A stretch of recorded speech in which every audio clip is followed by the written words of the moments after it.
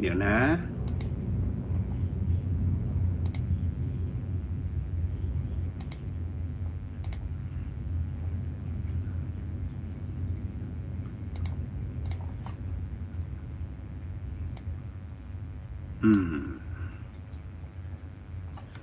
เอาละ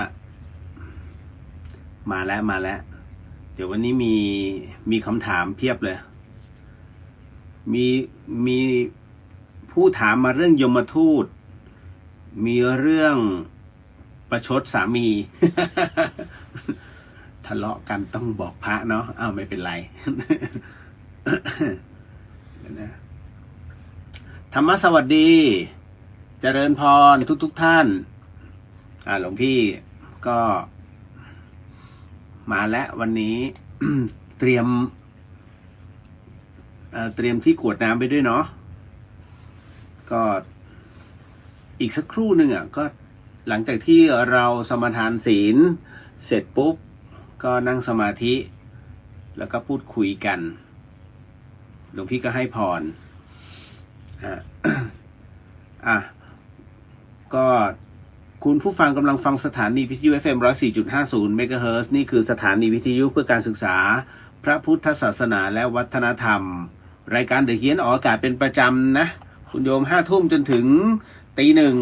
1ว่าจะปรับเหมือนกันนะมันไม่มีอะไรให้ปรับไม่ใช่เพราะว่าพอจัดเสร็จหลวงพี่จะไม่มีแรงบิณฑบาต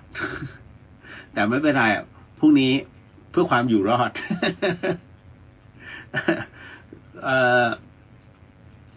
ก็ตี 5:30เนาะตื่นทำวัดค่อยๆล่นแล้วพอฟ้าสางปุ๊บลงเขา ก็วันนี้เป็นวันพระคุณโยมที่สำคัญก็คือว่าทุกๆวันพระเนี่ย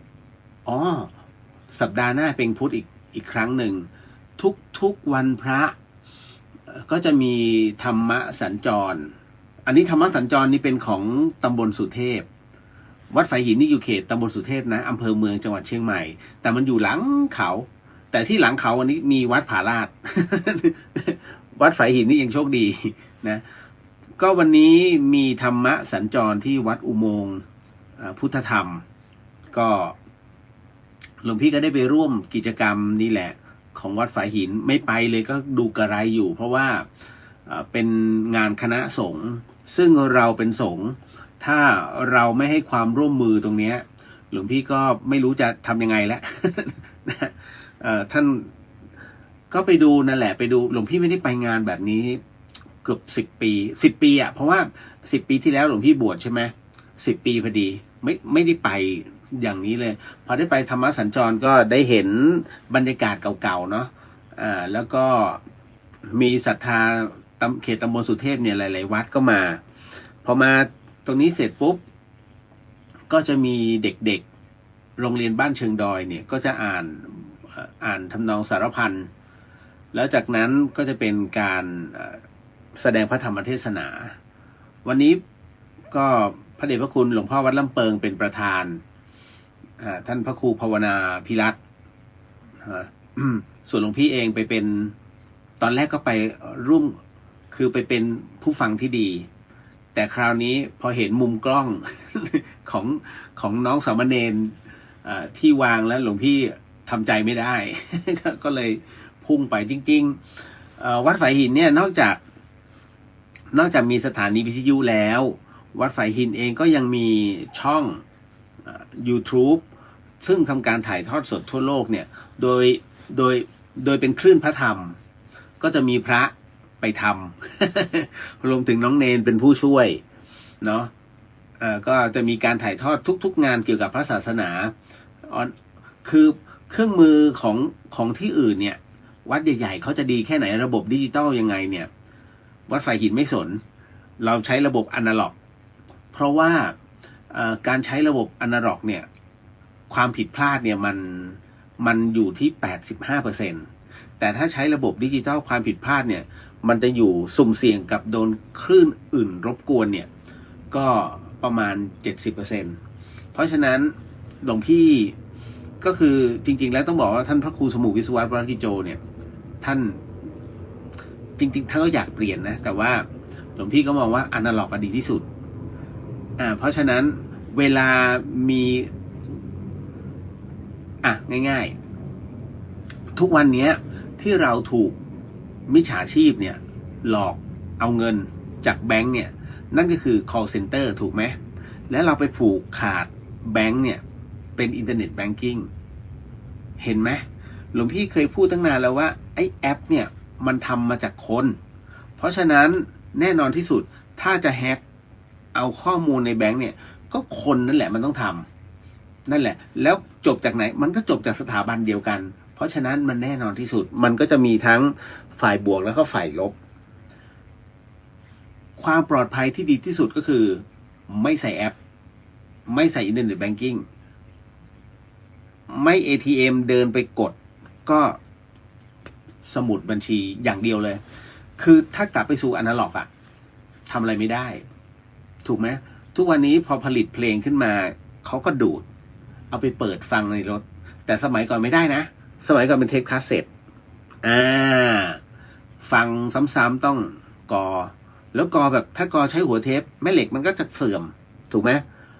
มันก็จะมีดินสอเสียบไปตรงรูแล้วก็หมุนฟิว กะได้ยังวะเสร็จปุ๊บมาใส่เทปแล้วกดเพลย์ตึ้งแล้วไอ้ปุ่มเลคคอร์ดกับปุ่มเพลย์เนี่ยเขาติดกันเลยนะไอ้เครื่องเล่นคาสเซ็ตพอพลาดปุ๊บก็เรียบร้อยเลยช่วงนั้นมันจะแบล็งค์ไปนิดนึง โอ้ยถ้ากลับสู่อนาล็อกอะมัน สนุกสนานเพราะฉะนั้นความเป็น AI เนี่ยค่อนข้างจะน่ากลัวแล้วก็เพราะหลวงพี่เองเนี่ยไม่ค่อยอะไรมากมายพยายามไม่อัปเดตเด็กรุ่นใหม่เขาอัปเดตก็ปล่อยหลวงพี่ปล่อยมาตั้งนานแล้วหลวงพี่มองว่าอย่างตัดต่อเนี่ยหรือว่าถ่ายภาพเนี่ยอะไรก็ได้ที่ถ่ายมาเป็นภาพมันสำคัญที่การเล่าเรื่องหลวงพี่เคยไปเป็นวิทยากร ที่มหิดลไซโยกก็สอนในเรื่องนี้ในเรื่องของการทำสื่อกับพวกน้องๆหลวงพี่ก็บอกว่าโดยส่วนตัวเนี่ยโอ้สมัยนู้นแบล็คเบอร์รี่กำลังรุ่งหลวงพี่ก็บอกว่าการจะถ่ายภาพอะไรพวกนี้ที่จะเป็นสื่อในการเล่าเรื่องเนี่ยอะไรก็ได้ไม่จำเป็นต้องกล้องวิดีโอกล้องถ่ายรูปก็ทำได้หรือว่ากล้องมือถือของเราเนี่ยก็ทำได้แต่ขอให้มันถ่ายเป็นภาพเคลื่อนไหวขอให้มันถ่ายได้อะอะไรก็ได้มันสามารถตัดต่อมาเป็นสตอรี่ได้เพราะมันสำคัญที่การเล่าเรื่องแค่นั้นเลยนั่นแหละ ก็หลวงพี่ก็จะถือเรื่องราวแบบนี้ไม่ค่อยอัปเดตชีวิตมากคือตอนนี้หยุดแล้วเพราะเป็นพระมัวแต่ไปอัปเดตชีวิตชาวบ้านไม่ต้องภาวนากัน เอาวันนี้ก็เป็นธรรมะสัญจรครั้งที่3เดี๋ยวครั้งที่4จะเป็นเดือนกันยาวันที่8เนาะก็ครั้งต่อไปนี่ที่วัดลำเปิงขอบพระคุณชาวบ้านสมาคมแม่บ้านฝายหินแปลก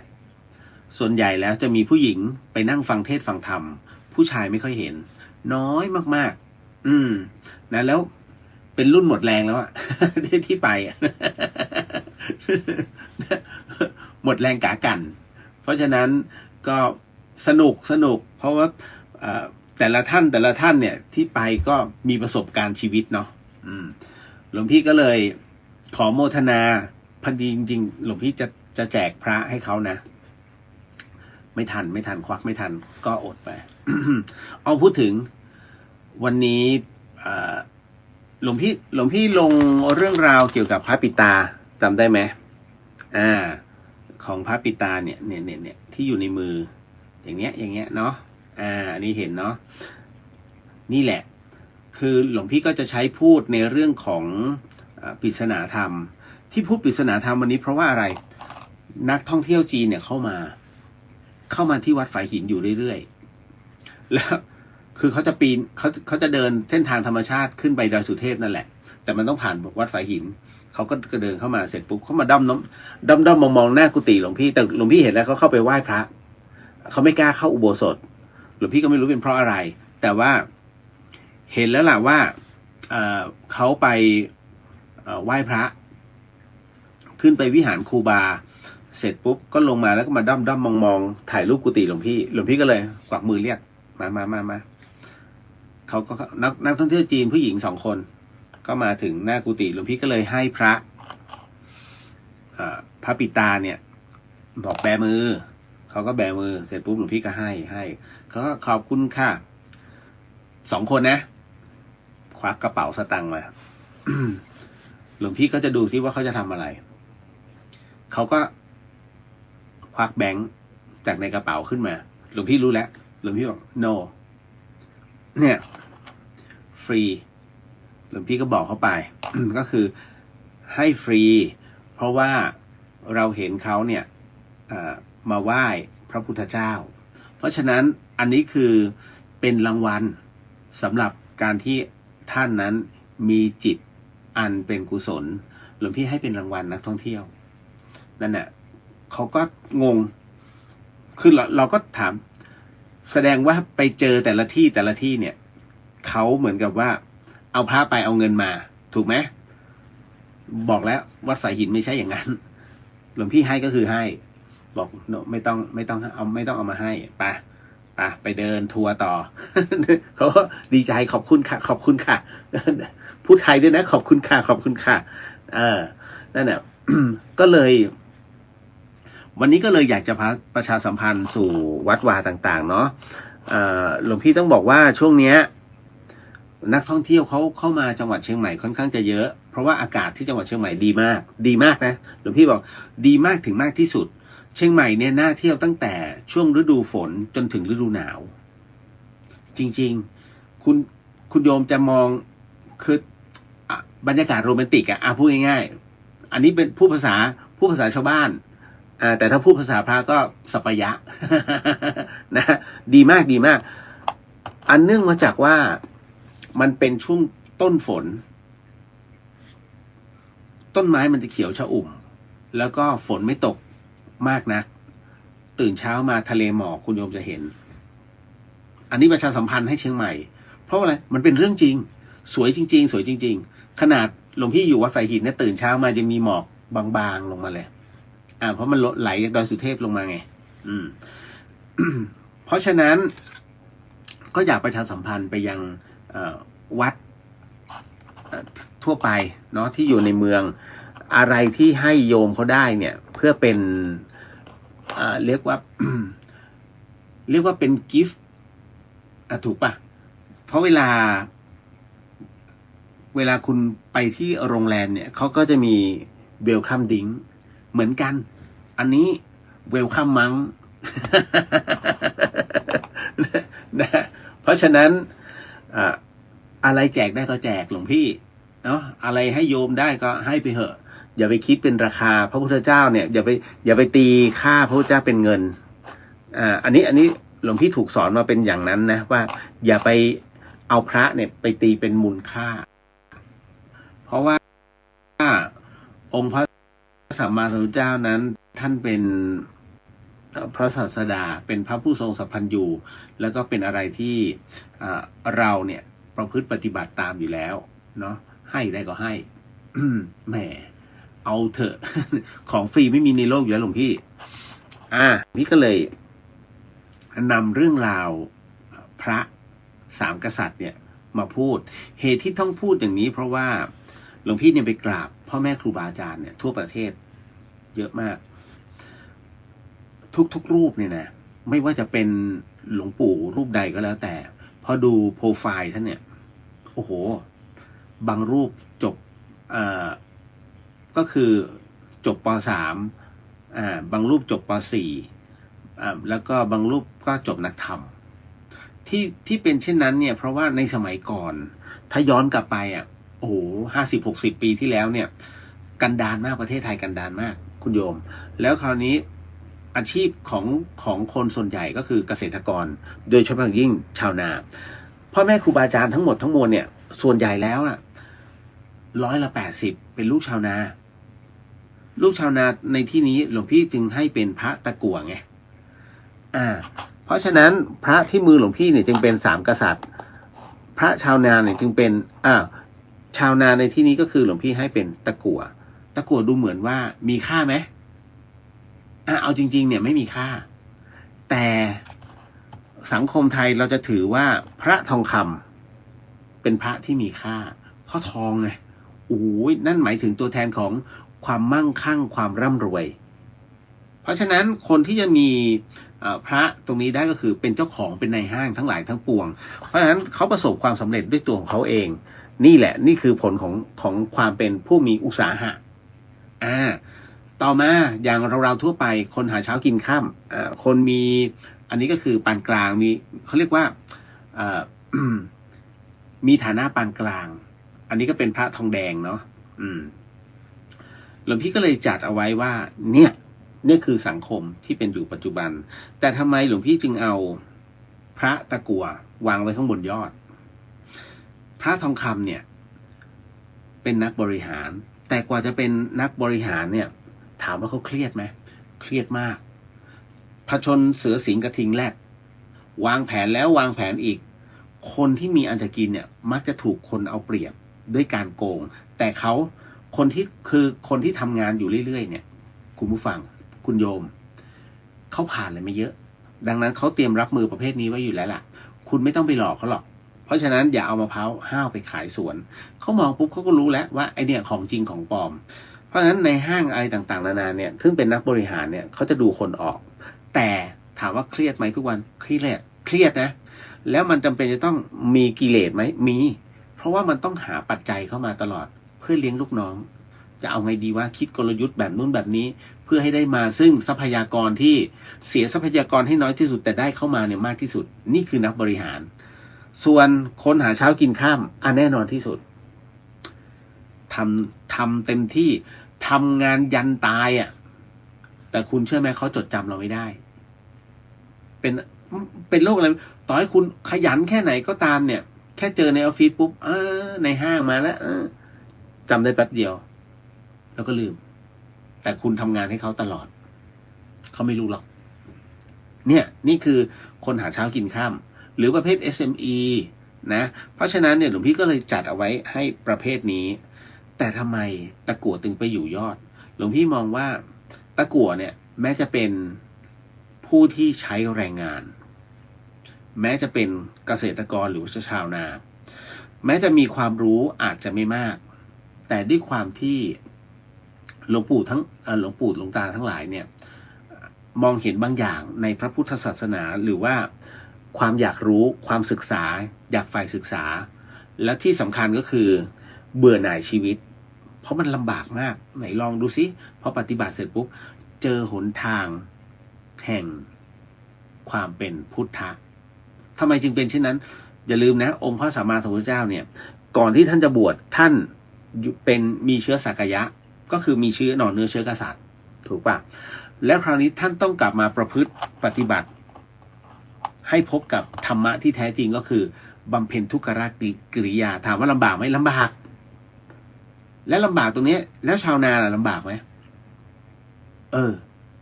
ชาวนานี่ลำบากมาแต่เกิดเพราะฉะนั้น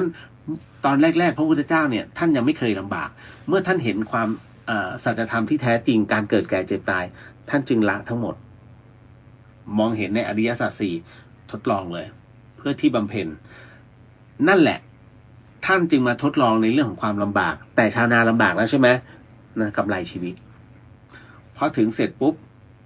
เจอหนทางแห่งความพ้นทุกข์จึงบำเพ็ญเ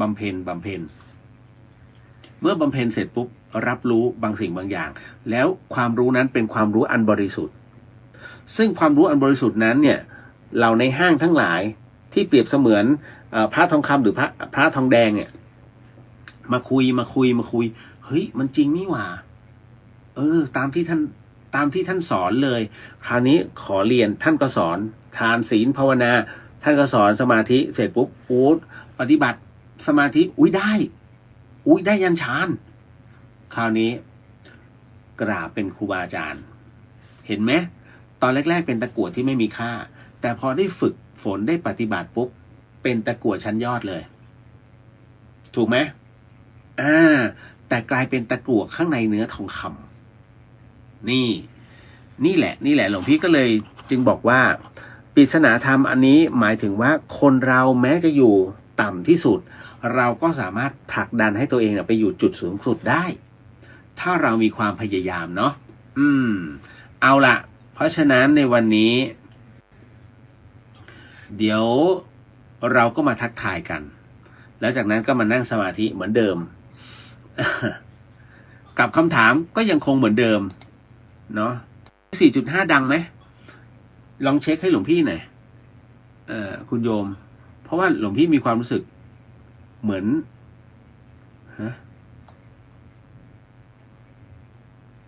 ไม่มั่นใจ เนาะขออนุญาตทักทายแป๊บหนึ่งเนาะโยมพี่มนัญญากราบนมัสการหลวงพี่เจริญพร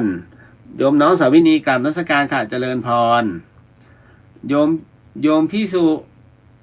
กราบนมัสการเจ้าค่ะเข้ามาทักทายค่ะเจริญพรเช็ค104.5ให้หลวงพี่หน่อยหลวงพี่ว่าแปลกๆ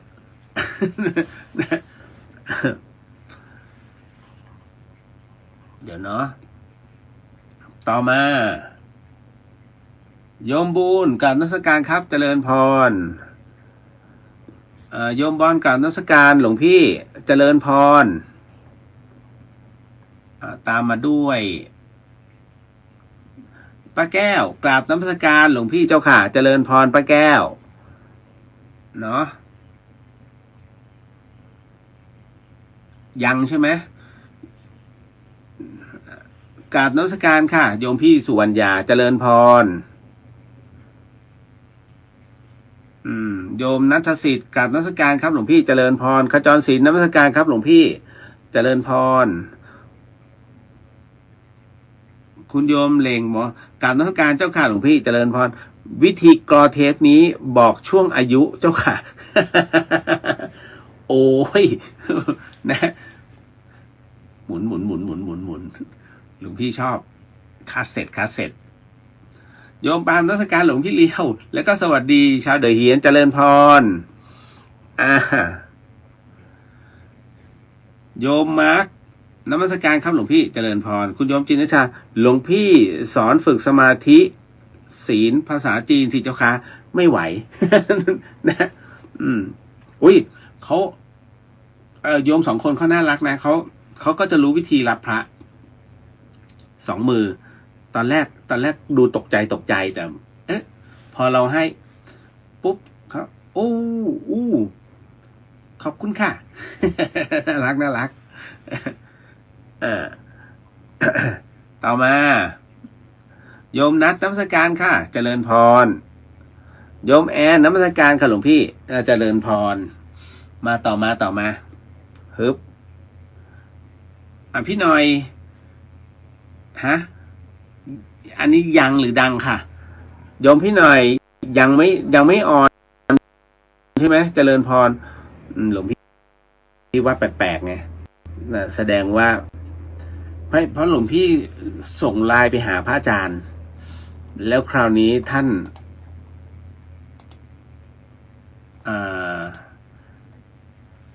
นไม่เห็นมั้ง ไม่เป็นไรเราก็อยู่นะตรงนี้ดังแล้วเหรอกราบไหว้สารับฟังวิทยุค่ะเจริญพรหลวงพี่นึกว่ายังไม่ดังเอาละเมื่อดังแล้วก็เดี๋ยวมาต่อ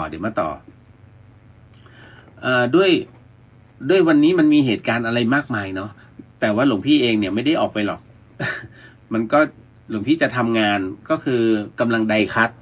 ภาพสำคัญเพื่อที่จะทำหนังสือหลวงพี่ยังบอกว่าช่วงนี้จะไม่ค่อยว่างไม่ค่อยจะออกไปรับโยมแล้วก็อันไหนที่หลวงพี่เจียดอย่างวันเนี้ยธรรมสัญจรหลวงพี่ก็เจียดเวลาแล้วก็ไปร่วมกิจกรรมอย่างทำวัดเช้าถ้าฝนตกหลวงพี่ก็จะทำวัดในกุฏิแต่ถ้าทำวัดเย็นเนี่ยถ้ามีโอกาสหลวงพี่เข้าลงอุโบสถอยู่แล้วเพราะมันกินเวลาชั่วโมงกว่าแล้วเราได้ฝึกสมาธิด้วยของเราเนาะ ดังนั้นเนี่ยทั้งหมดทั้งมวลหลวงพี่จึงคลุกอยู่ในห้องไม่ได้ไปไหนเพราะโดยปกติหลวงพี่จะ นั่งสมาธิอยู่หน้ากุฏิในกุฏินั่งไม่ได้มันไม่มีที่กุฏิ3 เมตรกว้าง2.80 เมตรยาว3 เมตรห้องน้ำอีก2.5 เมตรเป็น5.5 เมตรตามพระวินัยตีไป6 เมตรเพราะระเบียงอีกครึ่ง เมตร มีแค่นั้นจริงๆนอนในหลวงพี่ก็172 เซนใช่ไหมเพราะฉะนั้นมันก็พอได้แล้วก็ยาวแค่นี้ไม่มีอะไรเลยคุณโยมจะเห็นด้านหลังหลวงพี่มีแต่หนังสือจริงๆมีแต่หนังสือ มันต้องค้นคว้ามันก็ต้องอ่านหลายๆเรื่องทุกๆอย่างเลยเวลาที่เราจะมาคุยกันเนี่ยหลวงพี่ต้องเตรียมตัวนะไม่ใช่โอ้โหหลวงพี่เรียวเก่งวะนี่ตอบได้ไม่ใช่มันต้องอ่านมันต้องดูแนวทางก่อนว่าไอ้คำถามแบบเนี้ยมันเหมาะสมแบบไหนเพราะว่ามันมีหลายเรื่องราวเข้ามาอย่างชีวิตคือชีวิตโยมเนี่ยนะหรือว่าเรื่องความเป็นคู่อย่างเงี้ย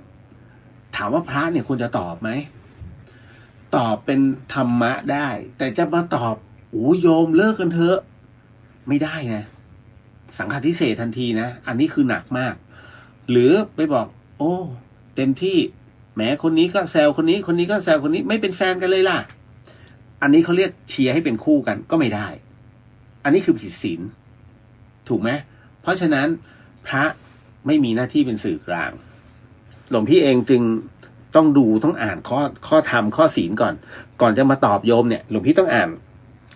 ข้อศีลจะซวยไหมวะ มันก็ต้องอย่างนั้นแหละเพื่อความรอบคอบเพื่อความปลอดภัยของหลวงพี่เอาจริงๆมันจะประมาณนั้นไม่ใช่ครับมันอันนี้ครับอาจารย์อันนี้ฮะ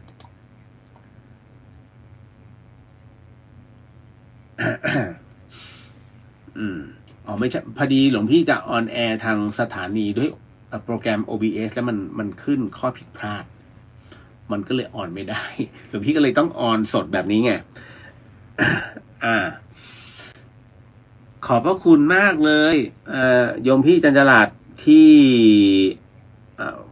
บอกรับฟังทางวิทยุ เอาตัวนี้นะตึ๊ดหรือเปล่าไม่ใช่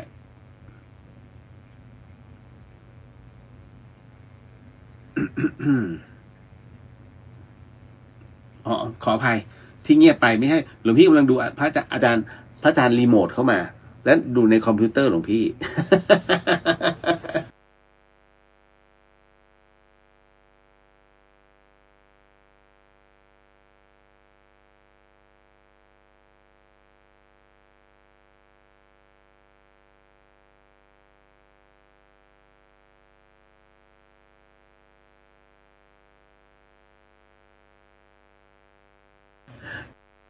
อันนี้รุ่นเก่าแล้วบอกได้ไหมมันก็ใกล้ๆกันตอนนั้นหลวงพี่อยู่ที่ธรรมสถานแล้วก็จัดภูโพลงมาหลอนแล้วเขาเป็นอย่างนี้มันจะมีเขาเรียกตัวเขาเรียกอะไรล่ะเขาเรียกตัวเซียนน่ะที่อยู่ในหออันนี้หอหญิงเขาก็จะมีของเขาเช่นกันแล้วมีแบบตัวแกนหน่อย2-3 คนคราวนี้มันเหมือนกับว่าเขาเอามารวมกันมั้งเหมือนกับเป็นกิจกรรมกลุ่มมั้งรับหอรับน้องหอ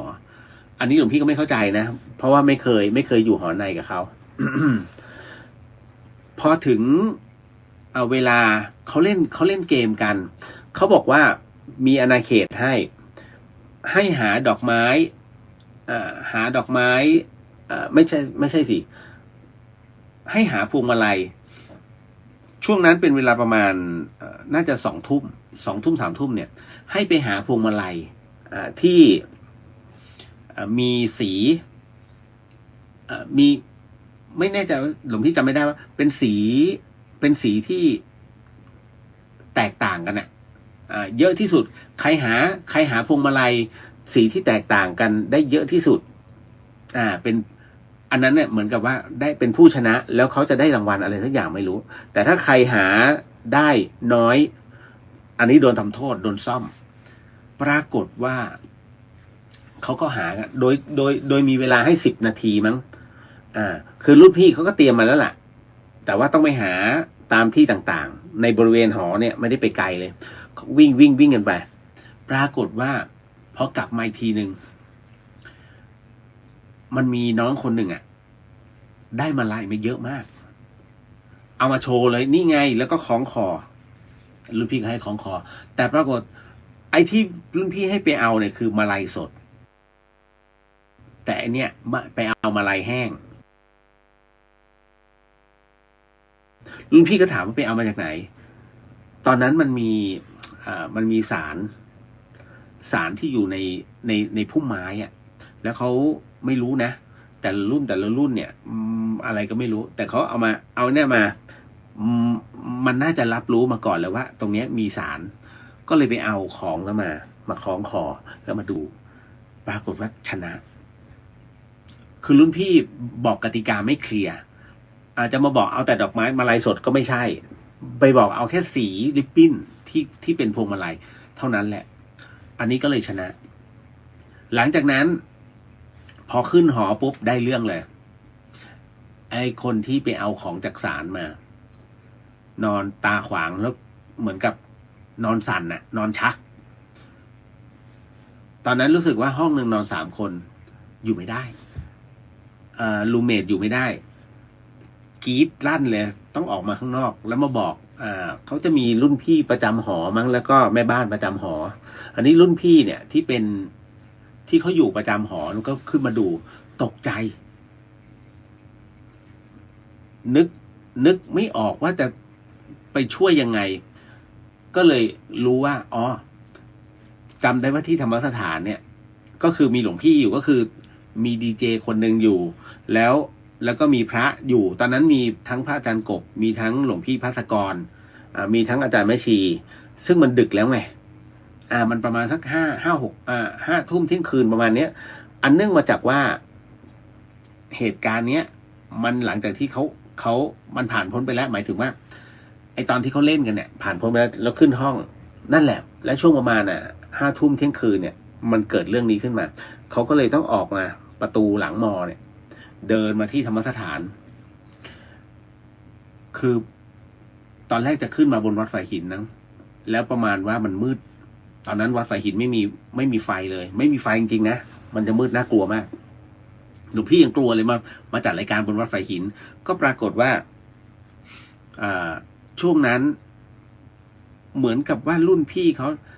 หลวงพี่ไม่แน่ใจว่าเป็นเจ้าแจ็คป่ะ ส่งข้อความมาบอกพี่เลี้ยวมีน้องที่หอในมีเรื่องเขากำลังเดินไปที่ธรรมสถานบอกพี่เลี้ยวออกมาหน่อยหลวงพี่ก็เลยออกไปตอนนั้นก็เห็นแล้วนักศึกษาวิ่งหน้าตาตื่นมา3 คนก็เลยถามมีอะไรบอกพี่เลี้ยวใช่ไหมคะใช่แล้วก็เล่าเรื่องราวให้ฟังโอ้โหหลวงพี่ต้องไปเอาน้ำมนต์เอาไปล้างหัวไปดื่มซะนั่นก็เอากลับไปแล้วก็อีกวันหนึ่งก็มาขอบคุณออก นั่นก็ปรากฏว่าเห็นบอกว่าเป็นเจ้าที่หลวงพี่บอกเนี่ยผลของการเล่นไม่รู้เรื่องมีอย่างที่ไหนไปเอาของพระภูมิไม่ใช่พระภูมิเป็นศาลเก่าๆรู้สึกตอนนี้จะถอนไปแล้วเพราะว่าเขาสร้างเป็นหอพักใหม่วันนี้มีอีกแล้วแต่ไม่ใช่เรื่องนี้นะเป็นเรื่องใหม่ เดี๋ยวจะเล่าให้ฟังเนาะเอาล่ะอันนี้โยมพี่จันจรัสว่าสาธุค่ะเจริญพรอันนี้หลายคนว่าเวลาไปนอนในโรงพยาบาลให้เอาเงินวางไว้ใต้เตียงให้เข้าใจว่าซื้อนอนกลัวจะตายกันเป็นการใต้เตียงนะใต้หมอนก็เขาว่าเช่นนั้นแต่หลวงพี่เองเนี่ยก็ไม่รู้พอเขาว่าเราก็ลองทำตอนที่โยมแม่ป่วยก็ลองดูก็โอเคนะคือมันทำแล้วสบายใจโยมพี่อะไรที่ทำแล้วสบายใจทำเถอะมันไม่ได้เสียหาย ซึ่งหลวงพี่ยังหาที่มาที่ไปไม่ได้กับการซื้อที่นอน แต่รู้ว่าทุกโรงพยาบาลน่ะเตียงที่นอนน่ะมันผ่านอะไรมาเยอะ มันไม่มีหรอกที่คนไข้คนนี้ปุ๊บออกไปปุ๊บแล้วจะต้องเปลี่ยนที่นอนใหม่โรงพยาบาลไม่รวยขนาดนั้นเขาก็แค่เปลี่ยนผ้าปูที่นอน แต่ไอ้ที่ตัวที่นอนเนี่ยไอเย็นๆกับการที่เพิ่งแข็งมามันยังมีอยู่ เพราะฉะนั้นก็เลยว่ากราบก่อนนะใครที่อยู่ที่โรงพยาบาลเนาะอันนี้คือวิธีการนั่นแหละ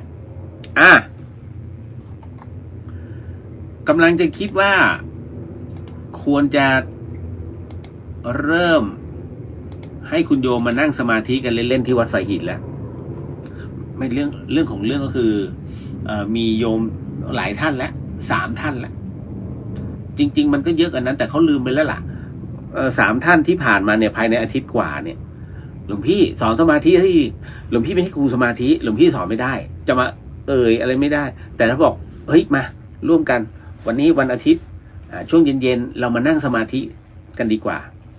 ชวนกันเฉยๆอย่างเงี้ยได้แล้วหลวงพี่ก็แนะนำให้ได้บ้าง เท่านั้นแหละแต่จะบอกว่าเราเป็นครูหลวงพี่ไม่ได้ผ่านวิชาหรือว่าไม่ได้ผ่านการฝึกฝนตรงนั้นแต่ถ้าเป็นมโนมยิทธิโอเคอันนี้ได้แต่หลวงพี่ยังไม่สอนมโนเพราะว่าอันที่1เรามีครูบาอาจารย์ใหญ่แล้วที่เชียงใหม่หลวงพี่จึงไม่ก้าวล่วงจนกว่าท่านจะบอกให้สอนได้ก็สอนนะแล้วก็มโนมยิทธิเนี่ยเวลาสอนของพระเดชพระคุณวัดท่าซุงหลวงพ่อฤาษีเนี่ยเขาก็จะมีผ่านการรับรองก่อนนะผ่านการรับรองจากมูลนิธิมโนมยิทธิเขาจะบอกเลยว่าวันจังหวัดนี้จังหวัดจะมีที่ไหนเชียงใหม่ไม่มีแต่ปรากฏว่าเชียงใหม่เนี่ยมีสิทธิ์ของพระเดชพระคุณหลวงพ่อท่านเนี่ยมีอยู่ประมาณ3 ที่ด้วยกันท่านเป็นพระ อย่างหลวงพ่ออย่างหลวงพ่อวิชัยเนี่ยวัดแม่สลาบเนี่ยอันนี้รุ่นที่2เลยนะรุ่นที่2อยู่กับหลวงพ่อฤาษีเลยนั่นน่ะอันนี้ท่านก็ของจริงทำไมไม่มีชื่อในทะเบียนตรงนั้นตอบไม่ได้ นะไม่สอนแต่ว่าจะหลวงพี่จะต้องเช็คสมาธิของแต่ละท่านก่อนเพราะการจะเรียนมโนมยิทธิเนี่ยเป็นฤทธิ์ทางใจจะอยู่ในข่ายของ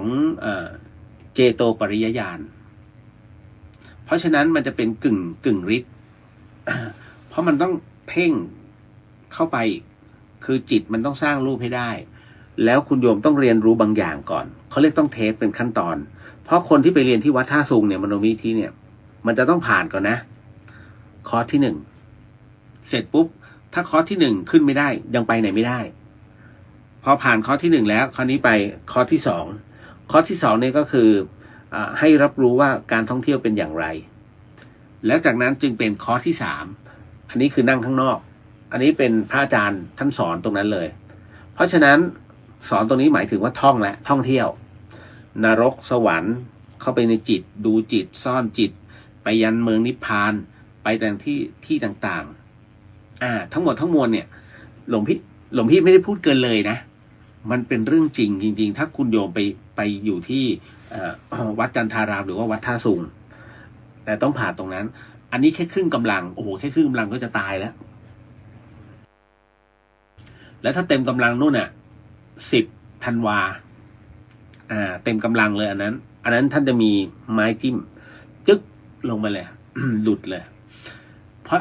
ตรงนี้หลวงพี่ก็เลยต้องบอกก่อนว่าไม่สอนแต่จะแนะนำให้นะยังตอนนี้ยังใจเย็นๆหลวงพี่ต้องขอท่านเจ้าอาวาสก่อนจะมานั่งสมาธิอะไรพวกนี้สอนสมาธิไม่ได้สอนมโนมยิทธิ อย่าเข้าใจผิดที่พูดเนี่ยหมายถึงว่าแนะให้เพราะว่ามันจะต้องขึ้นกรรมฐานด้วยเนาะเอาละ มาเรามาสมาทานศีลกันแล้วเดี๋ยวมานั่งสมาธิกันถ้าพร้อมแล้วให้หลวงพี่ตั้งนะโมก่อนเนาะเหมือนเดิม นะโมตัสสะภะคะวะโตอะระหะโตสัมมาสัมพุทธัสสะนะโมตัสสะภะคะวะโตอะระหะโตสัมมาสัมพุทธัสสะนะโมตัสสะภะคะวะโตอะระหะโตสัมมาสัมพุทธัสสะว่าตามเนาะพุทโธธัมโมสังโฆศีลข้อ 1ไม่ฆ่าสัตว์ศีลข้อ 2ไม่ลักทรัพย์ศีลข้อ 3ไม่ประพฤติผิดในกามศีลข้อ 4ไม่พูดเท็จศีลข้อ 5ไม่ดื่มสุราและของมึนเมาบัดนี้ข้าพเจ้าตั้งใจรักษาศีลแล้วบัดนี้ข้าพเจ้าคือผู้มีศีลข้าพเจ้าผู้มีศีลละอาย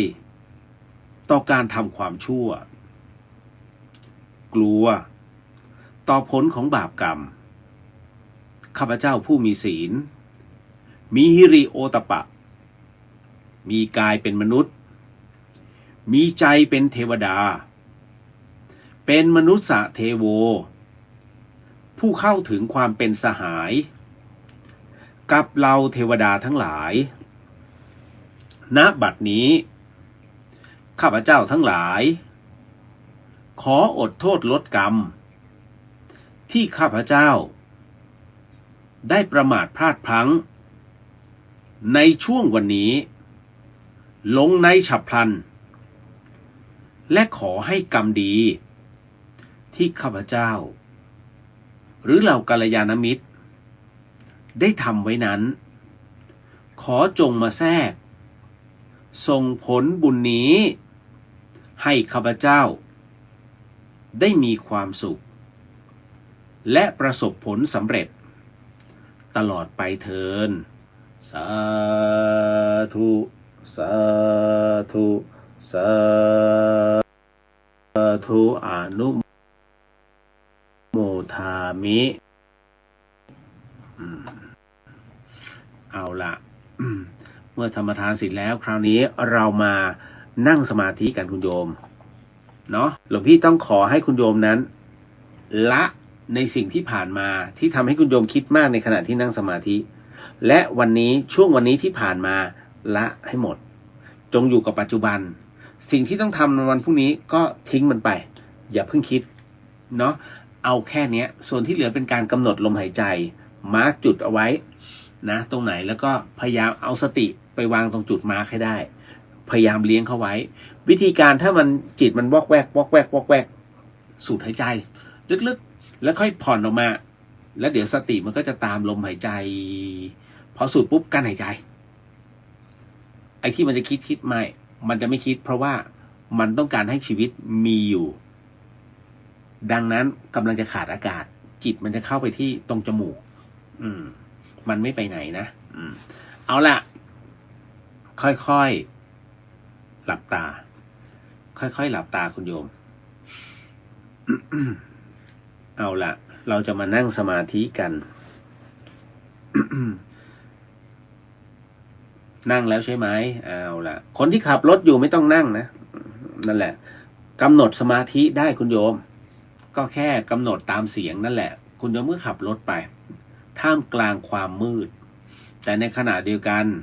จิตอันบริสุทธิ์ของเราเมื่อรับศีลไปแล้วเนี่ยคุณโยมไม่ต้องกลัวคำว่าสัพพะวิญญาณเรามีเกราะคือศีลเป็นตัวป้องกัน100 ทั้ง 100คนมีศีล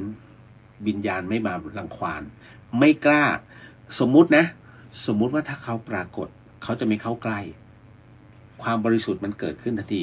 เอาล่ะสูดหายใจเข้าสูดหายใจออกตามเหตุปัจจัยของแต่ละท่านหลังจากนั้นเสร็จปุ๊บจงอยู่ในความว่างบางท่านที่เพิ่งมาใหม่ให้บริกรรมพุทธหายใจเข้าออกโทพุทโทก็ได้ไม่จำเป็นจะต้องมีพุทโธก็ได้เพราะท้ายที่สุดแล้วทุกอย่างนั้นคือความว่างท่านใดที่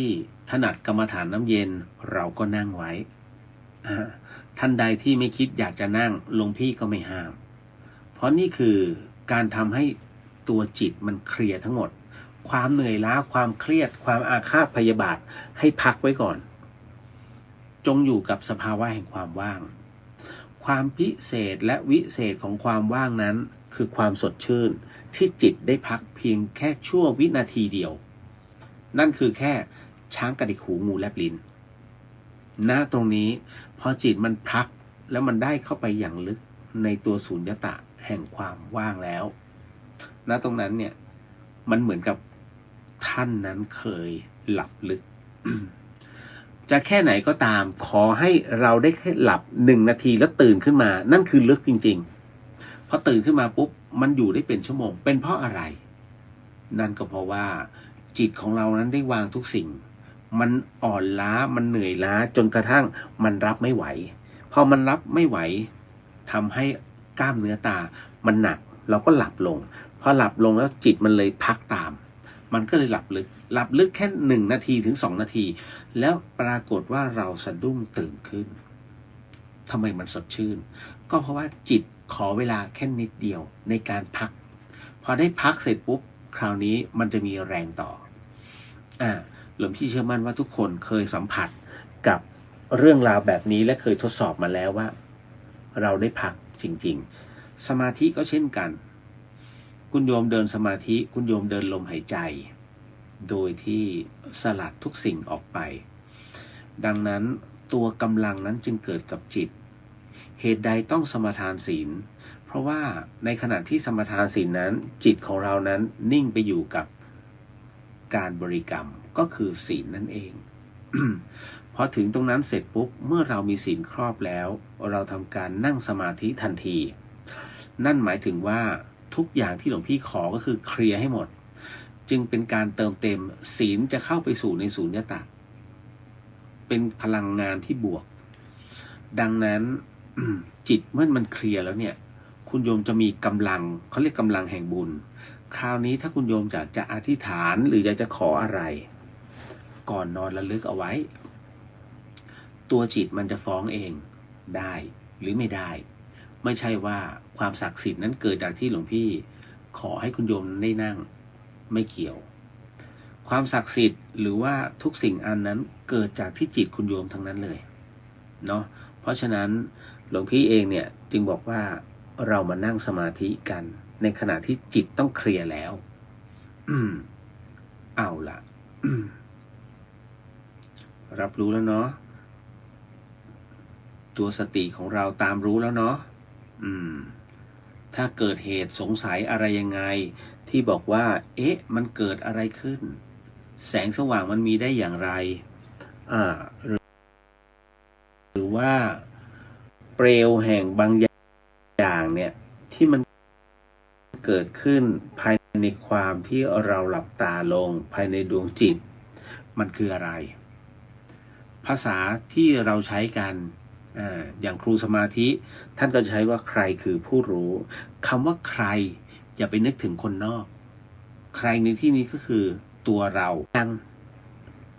รู้หรือยังว่ามันคืออะไร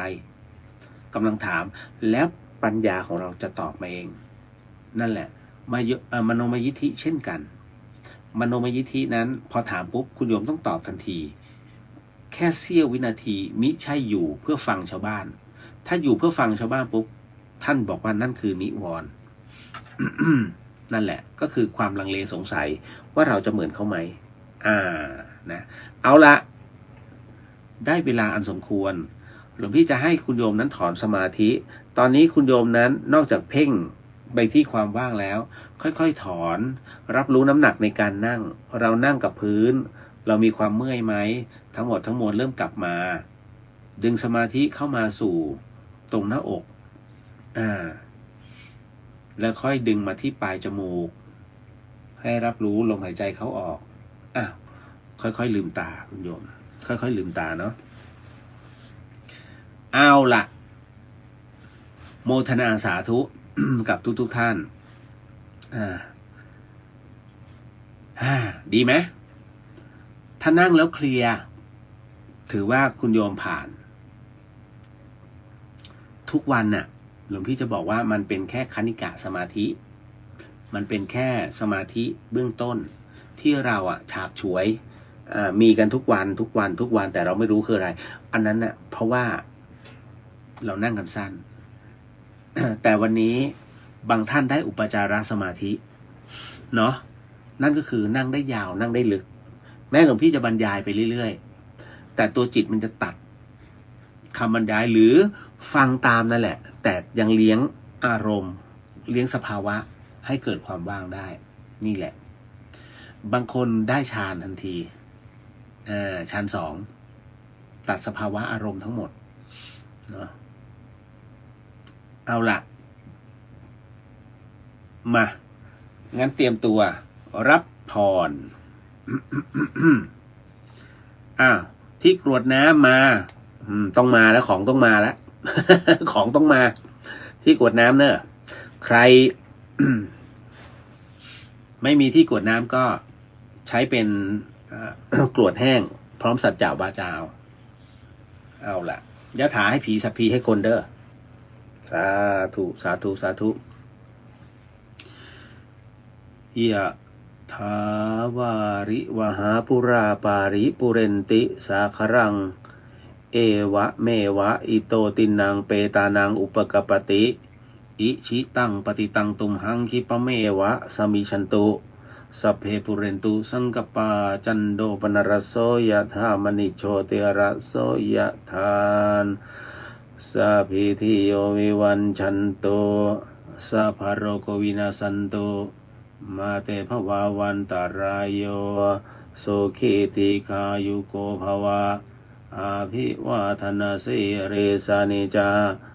วุธาปัจจายโนจัตตารโอธรรมาวทันเต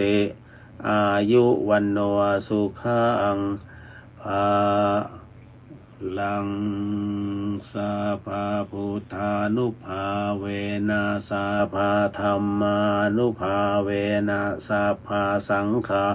นุภาเวนะพุทธรัตนังธรรมรัตนังสังฆรัตนังตินังรัตนานังอนุภาเวนะจตุราสีติสหัสสธรรมขันธานุภาเวนะปิตกะตยานุภาเวนะชินสาวกานุภาเวนะสาเพเตโรคาสัพเพเตพยาสัพเพเตอันตรายาสัพเพเตอุปาทวาสัพเพเตรุนนิมิตาสัพเพเตอวมังคลาวินาสันตุอายุวันทโกธนวัฏโกสิริวัฏโกยะสวัฏโกพลวัฏโกวันนาวันทโกสุขวัฏโกโหตุสัพพทาทุกขโรคพยาเวราโสกาสาตุจุปัฏฐวาอเนกาอันตรายาปิวินาสันตุจเตชะสาชัยเศรษฐิธนังลาพังโสเทภคยังสุขังพลังสิริอายุจวันโนชโปคังวุฒิจยสวาสตวัสสาจะอายุจะเชียวสิทธิภวันตุเตภวตุสาพมังครังราคันตุสาภเดวตาสาภพุทธานุภาเวนะสัทธาสุเทภวตุเตภวตุสาพมังครังราคันตุสาภเดวตาสาภดัมมานุภาเวนะสัทธาสุเทภวันตุเตภวตุสาพมังครังราคันตุสาภเทวตาสาภสังฆานุภาเวนะสัทธาสุเทภวันตุเตสาธุสาธุสาธุอ้าวได้บุญพร้อมกันเนาะมีรายการไหนเนี่ยให้พรกันกลางอากาศ โยมมิตรชัยกราบนมัสการครับเจริญพรโยมพี่นพกราบนมัสการเจ้าค่ะเจริญพรโยมพี่คุณจินนชาบอกกราบโมทนาสาธุหลวงพี่นำภาวนาแล้วก็ให้พรเจ้าค่ะ สาธุกับทุกท่านร่วมปฏิบัติภาวนาด้วยกันนะคะ เจริญพรมาเข้าสู่เรื่องแรก มีผู้ถามมาว่าปอบ ผีปอบที่ปอบเนี่ยมีจริงแม่นกว่า ผีปอบมีจริงไหมเป็นคนหรือเป็นวิญญาณแล้วทำไมเขาจึงเป็นผีปอบเคยได้ยินเนาะจริงๆเรื่องนี้หลวงพี่ตอบหลายรอบมากทุกๆ1 ปีจะมีคำถามเนี้ย2 ครั้ง เรื่องปอบเนาะคือจริงๆก่อนเดี๋ยวต้องบอกก่อนว่าเรื่องปอบนี่นะไม่ใช่ปอบผีฟ้าคนละเรื่องนะผีฟ้าเรื่องหนึ่งปอบนี่เรื่องหนึ่งผีฟ้าเนี่ยมันมีที่มาที่ไปเอาปอบก่อนถามว่าปอบมีจริงไหมมีจริงไหมหรือไม่จริงหลวงพี่ไม่การันตีแต่คราวนี้โยมมักจะเรียกคนประเภทนี้ว่าปอบคือปอบเนี่ยนะเท่าที่ครูบาอาจารย์เนี่ยท่านบอกให้ฟังนั่นก็คือเป็นผู้ที่ฝักใฝ่ในพระเวทพวกที่มีคาถาต่างๆนานาเนี่ยชอบนะไปร่ำเรียนคาถาแล้วบางคนไม่เคยเขาเรียกว่าไม่เคยไหว้ครูไม่เคยถือครูแต่เรียนเอาเองพอเรียนเอาเองเสร็จปุ๊บเนี่ยมันมีเขาเรียกเอาง่ายๆอย่างในอินเทอร์เน็ตเนี่ย คุณโยมพระคาถาเนี่ยนะเขาเรียกว่าเป็นการเดินสมการหรือว่าเป็นการเดินยันหรือว่าเดินอักขระตัวไหนที่มันมาเรียงกันแล้วทำให้เกิดพลังนั่นคือวิธีการเพราะฉะนั้นพระคาถาแต่ละพระคาถาที่คุณโยมบอกทำไมไม่แปลด้วยพระคาถาบางพระคาถาแปลไม่ได้มันเป็นเขาเรียกอักษรแต่ละตัวเนี่ยเมื่อเอามารวมกันแล้วมันมีพลังแต่ความหมายนั้นไม่มีเพราะฉะนั้นเราเอาตรงนี้มาแล้วก็เป็นการท่องพอท่องไปเสร็จปุ๊บเนี่ยตัวเนี้ยมันจึงเกิดพลังงานบางอย่างขึ้นจึงไม่มีเหตุผลในเรื่องของทำไมต้องมีคำแปลหรือไม่มีคำแปลคราวนี้ คนที่ไปเรียนในอินเทอร์เน็ตเนี่ยอย่างที่หลวงพี่ว่ากว่าจะได้มา1 บทคาถา1 บทเนี่ยมันใช้เวลาเป็นปีใช้พลังสมาธิเช็คแล้วเช็คอีกแต่อยู่ๆเอาไปลงอินเทอร์เน็ตคุณคิดว่าพระคาถานั้นจะเป็นของแท้หรือของเทียมคิดเอาเองแต่ว่าไอ้บทสวดมนต์เนี่ยไม่มีปัญหาอันนั้นน่ะเขาทำเป็นธรรมทานแต่เรื่องพระคาถาบางเรื่องมันสลับกันเขาเรียกวางสลับกันเพราะฉะนั้นถ้าท่องไปบางทีก็เข้าตัวเฉพาะพระคาถาไม่เกี่ยวกับขออภัยเฉพาะพวกมนตราที่อันนี้สำหรับให้รักให้หลงอันนี้สะเดาะกลอนอะไรพวกเนี้ยกว่าครูบาอาจารย์จะเรียงสมการตัวยันตัวคาถาได้นี่ใช้เวลาเป็นปีนะเพราะฉะนั้นก็ให้รับรู้ แล้วบางคนไปเรียนแบบไม่มีครูพอไม่มีครูเสร็จปุ๊บเนี่ยทำยังไงล่ะเวลามันพลาดมันทำอะไรไม่ได้กรณีของคนที่เป็นปอบเนี่ยท่านบอกว่าเป็นพวกที่ชอบฝักใฝ่ในพวกอวิชชาคือทำอะไรก็แล้วแต่เนี่ยนอกจากไม่มีครูแล้วยังลบหลู่ต่างๆในเรื่องของวิชาต่างๆเนี่ยแล้วก็ชอบใช้วิชาเหล่านั้นไปในทางที่ผิดแล้วคราวนี้พอวันหนึ่งไอคนที่ใช้เนี่ยบอกแล้วหมองูตายเพราะงูเกิดธาตุอ่อนธาตุขันเนี่ยดินน้ำไฟลมในร่างกายคนทุกคนย่อมมีวันที่ป่วยถูกไหมวันไหนที่ป่วยวันนั้นแหละมันย้อนเข้าตัวพอมันย้อนเข้าตัวเสร็จ คราวนี้แจ็คพอตมันมาเลยมาในขณะที่ป่วยคนนั้นจะไม่รู้ตัวนะแต่รู้สึกว่าพอฟื้นขึ้นมาหิวกินไม่รู้อิ่มอ่ะนอกจากกินไม่รู้อิ่มแล้วแปลกไปคือชอบของสดชอบของขาวเห็นไหมพฤติกรรมการกินเปลี่ยนลาบต้องลาบดิบลู่ต้องลู่ซกเล็กซดเลือดข้าวกินไหมกินแต่มันกินผิดมนุษย์มนาเพราะนั้นมนุษย์มนาเนี่ยถ้าจะกินเลือดขนาดเนี้ยมันไม่กินเลือดเป็นกะละมังถ้าเลือดเป็นกะละมังมึงไปนี่เลยเป็นแดคิวล่าไปให้หมอสวมเขี้ยวแล้วไปดูดวัวดูดควายนู่นถูกไหมเราเอากรรมไปให้มันทำไมวะ ไม่ต้องไปดูดไปขอโรงพยาบาลน่ะที่เขาบริจาคเลือด ถ้าชอบขนาดนั้นเนาะคราวนี้ต้องบอกว่าคนประเภทนี้จะมีลักษณะเจ้าอารมณ์มองคนอย่างอาฆาตหวาดระแวงมองไปหมด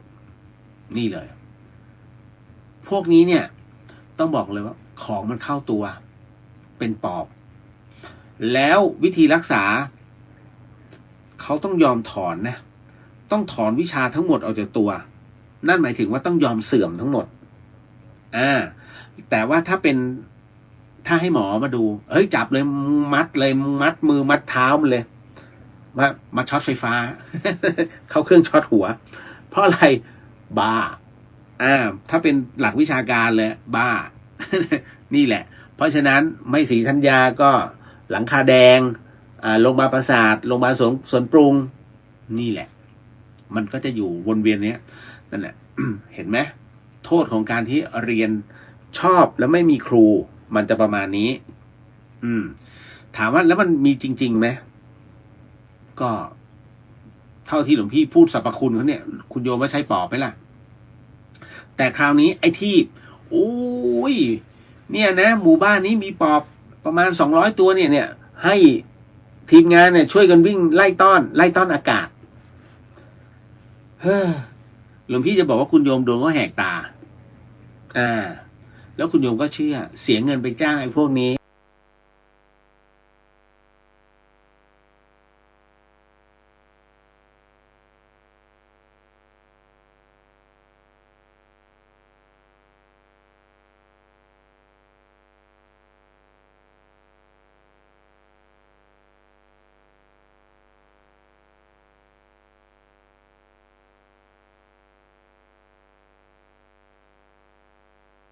ไอ้เรื่องของปอบเนี่ยนะ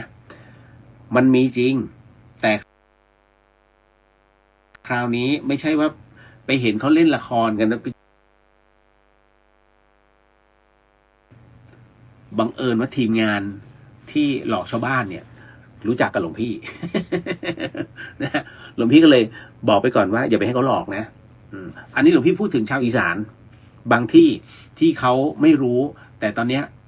แต่ละที่เขารู้ทันกันหมดแหละเลิกหากินแบบนี้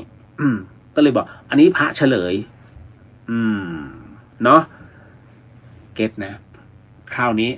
พอเมื่อกี้พูดถึงปอบแล้วไปพานถึงปอบผีฟ้าคุณโยมหลายๆที่อยู่ในออนไลน์เนี่ยนะส่วนใหญ่แล้วเป็นผู้ที่มีประสบการณ์ 4.5 แล้วก็เข้าไปทางไม่ว่าจะเป็นอินเทอร์เน็ตวัดสายหินหรือว่าในคลื่นของวัดผีฟ้าเนี่ยมีจริง 100%หลวงพี่เจอมาแล้วพูดคุยมาแล้วด้วยหุยหลวงพี่เป็นพระนะหลวงพี่จะมาหลอกหลวงพี่ไม่ได้หลอกหลวงพี่พูดจริงๆหลวงพี่คุยมาแล้วผีฟ้าไม่ใช่ผีฟ้าเป็นคน โยมรู้จักหมอลำใช่ไหมอารมณ์เดียวกันผีฟ้าเนี่ยเขาถ้าพูดถึงเป็นการแพทย์นะหลักการแพทย์นี่คือผู้ที่สืบสานวัฒนธรรมดั้งเดิมเป็นการรักษาโรคผีฟ้าคุณโยมเพราะฉะนั้นต้องย้อนกลับไปเราไปติดหนังเราไปติดละครเรื่องปอบผีฟ้าถูกไหมเมื่อก่อนเนี่ยโอ้โหดังมากหลวงพี่ยังต้องคุมโปงแล้วก็ดูเลือดใครอยากได้เลือดมึงไปสภากาชาติไทยนู้นนั่นแหละ จำได้ไหม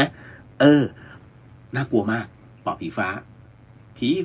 หมูเฮาเต้นนี่ถ้าอยู่ในสถานีหลวงพี่จะเปิดเพลงนี้ให้ฟังเลยมีอยู่นั่นแหละแต่ผีฟ้าจริงๆที่หลวงพี่คุยนะเป็นคนเป็นคุณยายท่านหนึ่งท่านบอกว่าเดี๋ยวนี้เลิกแล้วไม่ไหวมันรำไม่ไหวผีฟ้าเนี่ยเขาจะมีแคนแล้วก็มีกองไม่ใช่กองแบบสมัยนี้ไม่ใช่กองปุ๊บปะธรรมดานี่แหละแล้วก็มีเสริมก็คือซึงแต่ไม่ใช่ซึงไฟฟ้าคือเมื่อก่อนเนี่ยมันมีแค่2ชิ้นก็คือแคนกับกองนั่นแหละ แล้วคนที่ป่วยเนี่ยนะไม่ใช่ป่วยแบบภายในนะคือบางทีแบบป่วยเป็นไข้ป่าหรืออะไรก็ตามเนี่ยเขาก็จะให้นอนใกล้กับกองไฟทำไมต้องเป็นเช่นนั้นผีฟ้าบอกหลวงพี่เอาไว้ตอนที่เป็นคฤหัสถ์ต้องให้เขานอนที่เหมือนอยู่ไฟเลยคำว่าอยู่ไฟคุณผู้หญิงจะรู้นอนที่แคร่แล้วก็มีไฟที่ก่อไปแล้วเป็นขี้เถ้าพออังอยู่พอให้ละอุเพราะอะไรเพราะว่าคนเป็นไข้มันหนาวผีฟ้ามีหน้าที่คือลำแล้วก็คือเราเรียกว่าดนตรีบำบัดเอาพูดง่ายๆเลยแล้วก็บรรเลงเลยตุ่งป้าตัวแคนก็เป่าไปนะเสร็จปุ๊บเนี่ยเป่าไล่ลำไปเรื่อยๆเลยหลวงพี่บอกแล้วว่าธาตุขันธ์คนเราเนี่ยในอายตนะสุดท้ายที่มันดับลงคือหูต่อให้เหนื่อยล้าแค่ไหนเป็นไข้มากน้อยแค่ไหนเมื่อนอนลงแล้วเนี่ยหูมันได้ยินเสียงเพลงปลุกเร้าคนเราเนี่ยเวลามันป่วยคือธาตุมันไม่เท่ากันธาตุมันอ่อนดังนั้นเมื่อปลุกเร้าเสร็จปุ๊บเนี่ยดนตรีมันจะไปเสริมเขาเรียกบางอย่างที่อยู่ภายในร่างกายมันมีพลังงานบางอย่างแล้วมันก็เลยทำให้ปรับสภาพปรับสภาพจนหายเกือบปกติแต่มันไม่หายหรอกเขาบอกว่าพอทำพิธีเสร็จปุ๊บคราวนี้ก็ข้าวอ่อนๆข้าวแบบแล้วใส่เกลือนิดนึงนะแล้วก็คราวนี้ก็เอาละดื่มน้ำดื่มท่าตามส่วนใหญ่ที่รักษาด้วยระบบผีฟ้าหาย 70% อันนี้เขาบอกนะสมัยก่อนเพราะว่าเรื่องไข้เนี่ยไม่มีปัญหาแต่ถ้าเป็นข้างในโรคกระเพาะมะเร็งอะไรพวกเนี้ยกระเพาะหายแกบอกแต่ว่าถ้าเป็นอะไรหนักๆไม่หายบางทีรักษาอยู่กระอักเลือดตายก็มีมันก็ต้องแล้วแต่เหตุเพราะฉะนั้นในสมัยก่อนเนี่ยเรื่องการแพทย์นั้นต้องเข้าใจนะว่ามันยังไม่กระจายดังนั้นเขาจึงถือผีซึ่งปัจจุบันถามว่ายังมีอยู่ไหมมีอย่างบางชนเผ่าชาติพันธุ์บางที่เนี่ยซึ่งเขาไกลพื้นที่เขาก็อาศัยหมอผียังมีอยู่ที่เชียงใหม่ไหมทั้งเชียงใหม่ทั้งแม่ฮ่องสอนบางส่วนนี่บอกเลยยังมีอยู่เนาะก็เขาก็แต่งธรรมดาเนี่ยหลวงพี่ไม่แน่ใจว่าชาวภูไทยมั้งน่าจะภูไทยที่หลวงพี่คุยนะนั่นแหละก็นั่นคือที่มาที่ไปอาจจะได้เคลียร์โอ้โหเดี๋ยวพอคนนี้มีอาชีพเป็นผีเดี๋ยวนี้ผีฟ้าเนี่ยเริ่มจะสูญพันธุ์แต่เขาก็จะมีที่อนุรักษ์นะ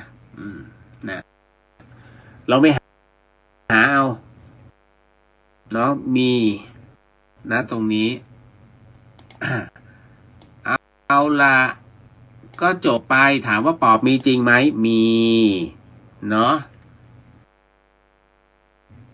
คุณโยมคณิษฐาการนมัสการหลวงพี่เจ้าค่ะเจริญพร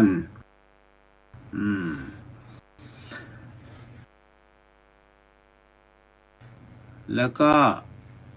ว่าไงเนี่ยการนมัสการหลวงพี่ครับวัดสะเกษหรือภูเขาทองเป็นภูเขาจริง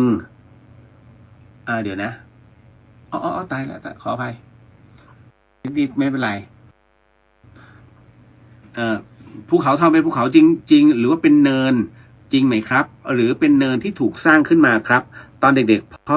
พ่อชอบพาไปซื้อดอกไม้ไฟบ่อยๆกับนมัสการครับภูเขาทองเป็น เป็นป้อมปราการที่สร้างขึ้นกรุงเทพไม่มีภูเขาเพราะฉะนั้นท่านก็สร้างขึ้นพอสร้างขึ้นเป็นคล้ายๆเป็นป้อมปราการก่อขึ้นมาเสร็จปุ๊บด้านบนก็นี่เลยมีเจดีย์สีทองจึงเรียกภูเขาทองส่วนไอ้ดอกไม้ไฟเนี่ยมันจะมีซอยลงศพกับด้านนอกคือเมื่อก่อนเนี่ยมันมี2 ซอยที่มันอยู่ติดกันขออภัยคุณโยม แมลงเข้าจมูก ที่ขายดอกไม้ไฟเขาเรียกซอยลงศพข้างๆซอยลงศพเขาเรียกซอยยิงทิ้ง หลวงพี่ไม่ได้พูดเล่นนะจริงๆถามว่าถ้าไปซอยลงศพต้องเดินผ่านซอยยิงทิ้ง โอ้โหนะแล้วมันอยู่ใกล้กันนะซอยลงศพกับซอยยิงทิ้งนั่นแหละเขาขายดอกไม้ไฟเดี๋ยวนี้ไม่มีแล้วเหมือนกับว่าเขาเบื่อเจ้าหน้าที่ นั่นแหละก็ต้องคอยบวงสรวงเจ้าหน้าที่อยู่เรื่อยๆนั่นแหละเขาเลยไม่ขายขออภัยโอ้ยต่อมา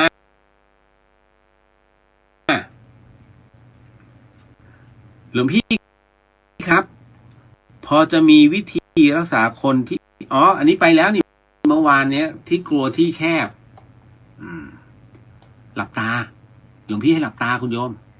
แล้วที่แคบคุณโยมจะไม่กลัวอีกเลยจริงๆหลวงพี่เจ้าคะถ้าเรามีความไม่แน่ใจในความรักนี่มาแล้วเรื่องให้พระอีกแล้วหนูขอถามในมุมมองของพระว่าหนูควรทำอย่างไรขออีกรอบนะหลวงพี่เจ้าคะถ้าเรามีความไม่แน่ใจในความรักนี่ถ้าให้ผู้มีประสบการณ์ของหลวงพี่ตอบนี่จะได้มุมมองเยอะเลยนะโยม พระให้คำตอบมากไม่ได้ไอ้เรื่องไม่แน่ใจในความรักอะไรอย่างเงี้ยมันเป็นเรื่องความรู้สึกผูกพันของคุณโยม คราวนี้จะบอกว่าหลวงพี่จะใช้อย่างนี้แล้วกัน ถ้าอยู่ที่ไหนเนี่ยและเรามีความสบายใจ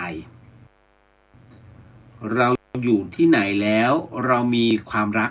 ในส่วนตรงนั้นมันก็น่าอยู่ถูกเจริญสมาธิถูกไหมพระก็ต้องหาที่มันเป็นที่สัปปายะที่มันเหมาะสม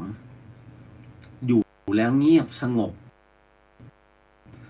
อยู่แล้วสบายอาหารการกินไม่ลำบากจนเกินไป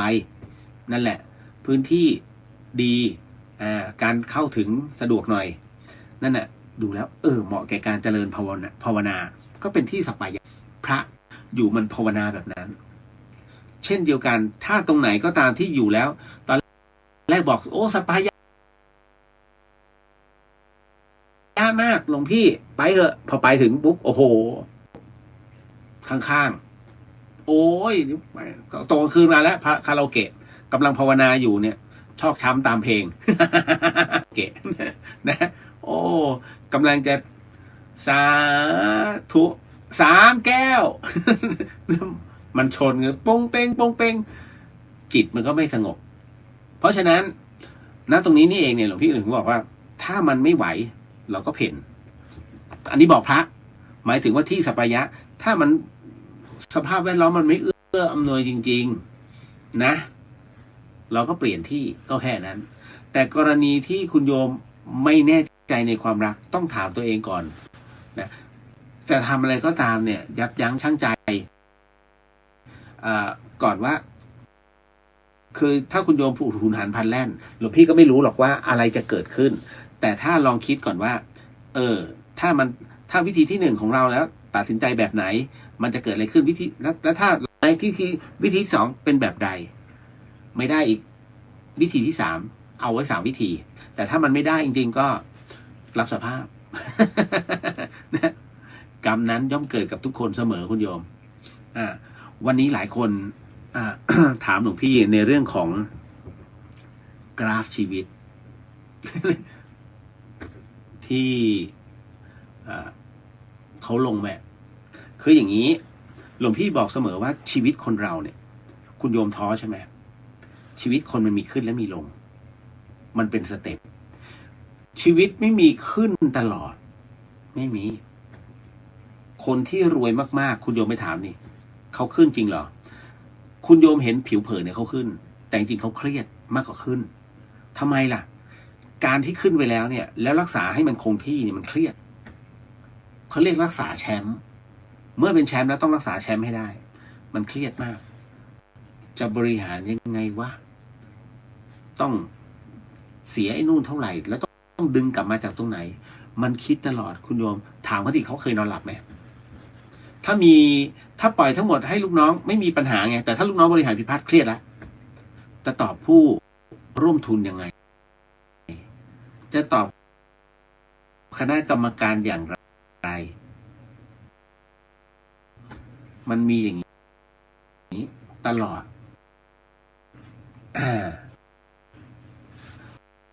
เพราะฉะนั้น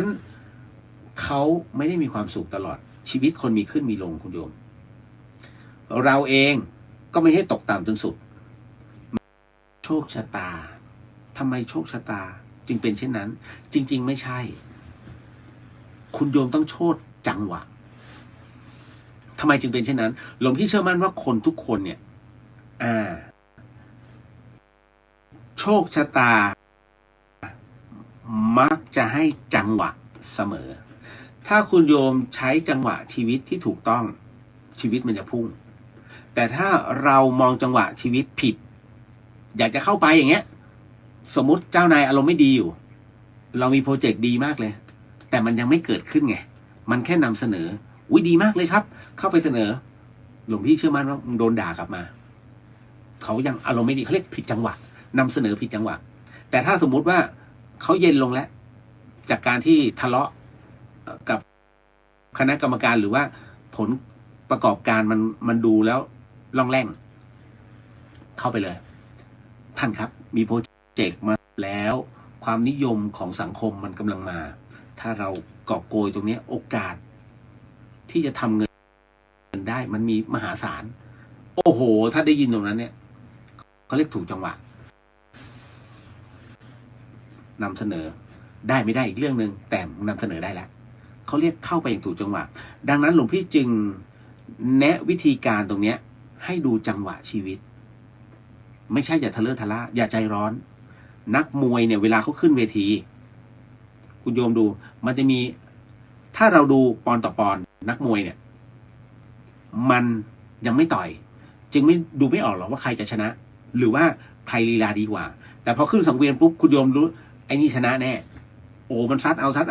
แต่ไอ้นี่คอยปิดป้องเฮ้ยไม่ตอบโต้เลยตอบโต้บ้างแยบแต่ก็ปิดป้องเขายอมอดทนต่อให้โดนต่อยมากน้อยแค่ไหนก็ยอมอดทนนั่นหมายถึงว่าถูกด่าถูกว่าถูกกระทบกระเทียบเพราะฉะนั้นนำเสนอเท่าไรไม่เคยผ่านไม่เป็นไรแต่ยังนำเสนอเพราะฉะนั้นแน่นอนที่สุดมันก็เช่นกับเราถูกต่อยบนเวทีแต่มันมีจังหวะเหนื่อยถ้าจังหวะเหนื่อยขอไอ้คนที่ต่อยมันเหนื่อยมันปล่อยกาดเมื่อไหร่นี่จังหวะเปิดแล้วซัดเลย1 หมัดปั้งเข้าไปอาจจะมีเซหรือน็อกไปเลยเพราะฉะนั้นนั่นหมายถึงว่าเขารอจังหวะ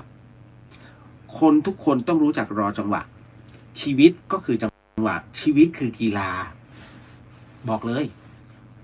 เนาะเพราะฉะนั้นเนี่ยจังหวะไหนที่เราควรจะทำจังหวะไหนที่ไม่ควรจะทำนี่มันมีจังหวะแต่ไม่ใช่นอนยาวตลอดเลยพอดียังไม่มีจังหวะเมื่อคืนฟังหลวงพี่เลียวแม่ก็ไปทำไม่มีจังหวะเมื่อคืนฟังหลวงพี่เลียวบอกต้องมีจังหวะ อันนั้นก็อดทั้งบ้านนะคือดูให้มันดีๆจังหวะของแต่ละคนไม่เหมือนกันนะมาเอา คือหลวงพี่เนี่ยพูดภาพรวมเอาไว้เพราะฉะนั้นชีวิตคนเราจึงมีขึ้นและมีลงนะหลวงพี่จึงเปรียบเสมือนเราซื้อหุ้นถ้าเล่นหุ้นเฮ้ยตัวนี้กำลังมาซื้อไว้จังหวะกำลังดีแล้วมันขึ้นตลอดได้ไหมได้แต่อยู่ๆโอ๊ยมันตกแล้วเล่นเลยกำลังถูกพอซื้อปุ๊บแล้วมันดิ่งตลอดติดดอย นะไม่ลงเลยไม่ขึ้นเลยนะเพราะฉะนั้นเนี่ยเลือกให้เหมาะเลือกให้ถูกดูจังหวะเจริญพรอันนี้บอกเอาไว้เฉยๆเพราะมันคือจังหวะชีวิต จะพรีเซนต์อะไรก็ดูดีๆเด้อนะ หาสวอปให้ดีเวลาคุณทำงานเนี่ยดูสวอปแอนาลิซิสให้ดีจุดดีจุดแข็งจุดอ่อนข้อดีข้อเสียของคู่แข่งต้องนำเสนอแล้วมาวิเคราะห์แถมถ้าลงทุนสมมุติลงทุน1 ล้านจุดคุ้มทุนตรงนี้หมายถึงว่าถอนทุนคืนเนี่ยกี่ยูนิตมันต้องมีแล้วก็นำเสนอแค่นั้น ทำไมพระต้องมาพูดเรื่องนี้ อ่าไปแล้วนะสำหรับคนที่ไม่แน่ใจในความรักตอนนี้แน่ใจได้เลยเนาะตามนั้นต่อมาการที่คนมาดูถูกดูแคลนพระพุทธศาสนาเรา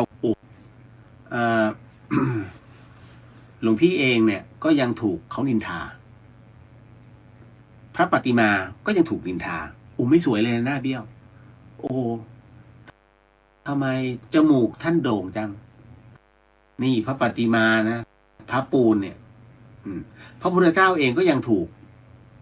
ตราว่าของปลอมถูกไหมเพราะเหล่าพวกพราหมณ์ทั้งหลายเนี่ยตอนแรกๆเนี่ยไม่รู้ไงก็บอกไม่จริงหรอกเนี่ยพระพุทธเจ้าจึงแสดงพระธรรมให้ฟังถึงสยบเห็นไหมคือทุกสิ่งอันเนี่ยมันมีผ่านกระทบกระทั่งกระทบกระเทียบเพราะฉะนั้นวางอุเบกขาคุณโยมต่อให้เขามาว่าอะไรก็ตามดูถูกพระศาสนาก็เฉยๆแต่จริงๆจะบอกว่าคนเราทุกคนนะมันมองต่างกันคุณโยมจะให้เขาโลกสวยไปตามเรามันก็ไม่ใช่ถูกไหมถ้าเขาอ้างฉันมีสิทธิ์คิดถูกเรื่องของแก เพราะฉะนั้นหลวงพี่บอกป้องกันไว้มันมีทุกที่แต่ถ้าถามความเห็นเนี่ยถ้าคุณโยมไปถามอย่างเงี้ยความเห็นคน10 คนจะให้ความเห็นที่ต่างกันเลยเพราะฉะนั้นกรณีที่คนดูถูกดูแคลนพระพุทธศาสนาเป็นเรื่องของเขาอาจจะต่างศาสนาถูกไหมนี่แหละจริงๆแล้วศาสนาทุกศาสนาไม่เคยด่างพร้อยคำสอนหรือว่าพระธรรมก็ไม่เคยด่างพร้อยที่มันไปด่างพร้อยเพราะคนนำไปเผยแผ่ผิดๆที่ด่างพร้อยแค่นั้นเลย ดังนั้นกรณีตรงนี้ก็พระสงฆ์หลายรูปคือหลวงพี่เองเนี่ยแน่นอนที่สุดหลวงพี่เนี่ยมีองค์พระสัมมาสัมพุทธเจ้าเป็นที่ตั้งพระเนี่ยควรจะมีองค์พระสัมมาสัมพุทธเจ้าเป็นที่ตั้งพระบางรูปไปถือพ่อแก่อันนี้เขาเรียกเสื่อมวิชาท่านเสื่อมหมายถึงว่าท่านไปได้พลังของพ่อแก่พระที่ชอบครอบนะแต่วิชาทุกอย่างเนี่ยมันมีได้และมีเสียถ้าท่านจำยอมพ่อแก่เป็นสารณะคือเป็นที่เทิดทูนของท่านเองคือท่านกล้าที่จะสวมลงไปกับหัวเหม่งเนี่ยจบแล้วนั่นคือท่านกำลังเอาพ่อแก่อยู่เหนือศีรษะอยู่เหนือเสียงกล้าวถูกไหมปกติแล้วพระเนี่ยจะมีแค่องค์พระสัมมาสัมพุทธเจ้าที่อยู่เหนือเสียงกล้าวดูง่ายๆเลยเพราะฉะนั้นพลังศรัทธาจะลดลงเขาเรียกพลังตัวจิตของเขาจะลดลงทันทีเขาก็รู้ไม่ใช่ไม่รู้เพียงแต่ว่าต่อหน้าลูกศิษย์ต้องทำแค่นั้นเลยพระไม่มีหน้าที่ไปครอบครูเพราะหลวงพี่เนี่ยอยู่กับจบก็จบศิลปากรหลวงพี่อยู่กับโรงละครแห่งชาติเนี่ยเห็นการครอบครูตั้งแต่เด็กเพราะโยมแม่เป็นครูนะครูไม่ว่าจะเป็นครูละครหรือว่าครูดนตรีเนี่ยหลวงพี่อยู่ในเหตุการณ์หมด แล้วหลวงพี่ก็จะเห็นพิธีการต่างๆที่เตรียมอลังการมากที่ครอบกันเนี่ยยังสู้ของนาฏศิลป์ไม่ได้บอกเลยนั่นแหละ แล้วบุคลากรที่มาครอบเนี่ยเขาของจริงกันหมดเลยเดี๋ยวแต่ไม่ใช่ว่าของท่านไม่ใช่ของจริงนะไม่ใช่ของท่านไม่ใช่ของปลอมนะอันนี้หมายถึงว่าในประสบการณ์ของหลวงพี่ที่เจอมาเนี่ยแต่ละท่านเนี่ยนะไม่ว่าคือตอนนี้รู้สึกจะเป็นสมัยอาจารย์เลยที่ออกแบบเหรียญบาทเหรียญกระสาบนั่นน่ะแต่ก่อนหน้านั้นก็มี หลายท่านเนาะเนี่ยแหละเพราะฉะนั้นอันนี้ที่อยากเตือนก็คือว่าหลวงพี่ไม่อยากให้พระคุณเจ้าไปโจมตีศาสดาหรือว่าศาสนาอื่นไม่ควรเพราะอะไรจริงๆนะตรงนี้หลวงพี่อ่านในเรื่องของสายภพภูมิเนี่ยมันเป็นภูมิหนึ่งในส่วนของ โลกันตนรกอันนี้หมายถึงว่าเป็นนรกที่แยกออกไปนะ คือนรกที่อยู่ล่างสุดคืออเวจีแต่โลกันตนรกเนี่ยมันโดนแยกออกไปเป็นนรกแห่งความมืดเป็นนรกแห่งความเหน็บหนาวไอ้ตรงนี้แหละสำคัญหลวงพี่ไปอ่านไปเจออันหนึ่งก็คือคนใดที่ดูถูกศาสดาหรือดูถูกศาสนาอื่นอยู่ตรงนี้โอ้โหเราเคย หลวงพี่บอกหลวงพี่ก็เคยซัดหมดเลยช่วงนั้นที่มีการฆ่าตัดคอทหารนะโอ้โหหลวงพี่แบบรับไม่ได้ตอนเป็นคารวาสซัดกระจายหลวงพี่ภัสกรภูริวัฒโนเนี่ย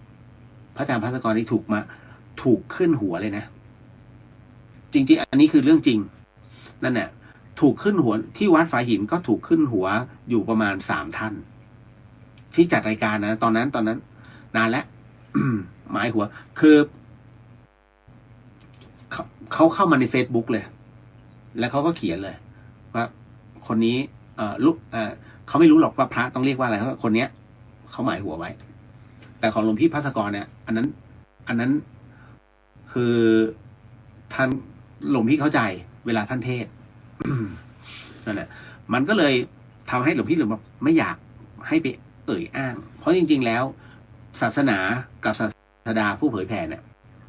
ดีทุกท่านแต่คนที่เอามาเนี่ยไปบิดแค่นั้นเลยเนาะเอาละ จบไปอีกหนึ่งต่อมามีคนแนะนำให้เอากระดูกพ่อไปฝังไว้ที่โคนไม้ใหญ่หมายถึงอะไรเจ้าคะคืออย่างนี้ มีชนเผ่าเมืองเหนือเนี่ยหลวงพี่เอ่ยแล้วกันเพราะหลวงพี่ขอชื่นชมเขาชาวปากยอก็คือชนเผ่ากะเหรี่ยงที่เชียงใหม่เนี่ยทั้งชนเผ่ากะเหรี่ยงเนี่ยเขามีวัฒนธรรมอันหนึ่งคือตอนที่เขาเกิดมานะคุณผู้ฟัง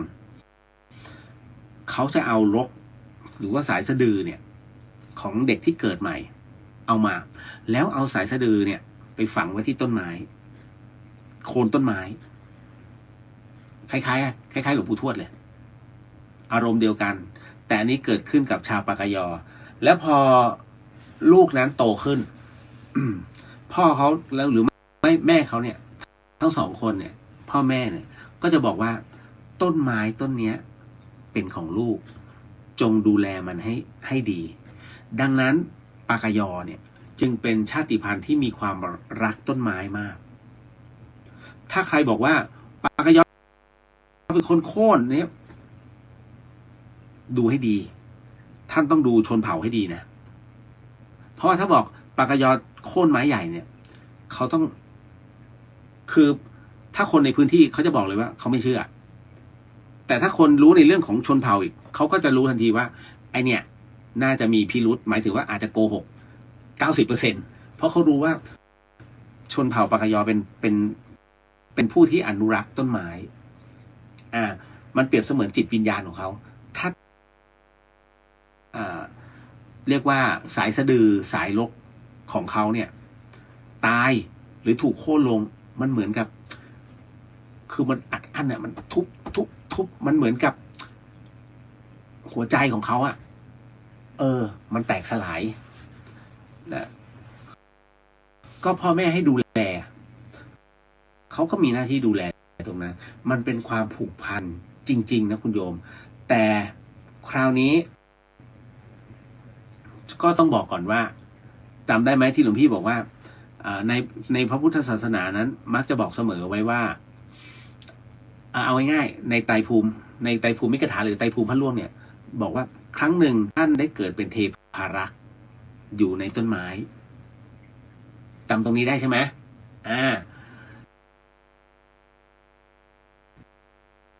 แต่นั่นหมายถึงว่าคุณโยมที่ ดูแลต้นไม้ต้นเนี้ยไม่แน่ว่าสักวันหนึ่งสมมุติท่านถือพระเจ้าส่วนใหญ่ปากยอจะมีสองแบบก็คือนับถือเรื่องของนับถือผีแล้วกันกรณีตรงเนี้ยผู้ที่นับถือผีแล้วท่านมีต้นไม้เป็นสรณะที่ท่านต้องดูแลวันหนึ่งท่านจะเป็นเทพารักษ์อยู่ตรงนั้นโปรดรับรู้ไว้ เทพารักษ์หมายถึงอะไรเดี๋ยวค่อยว่ากัน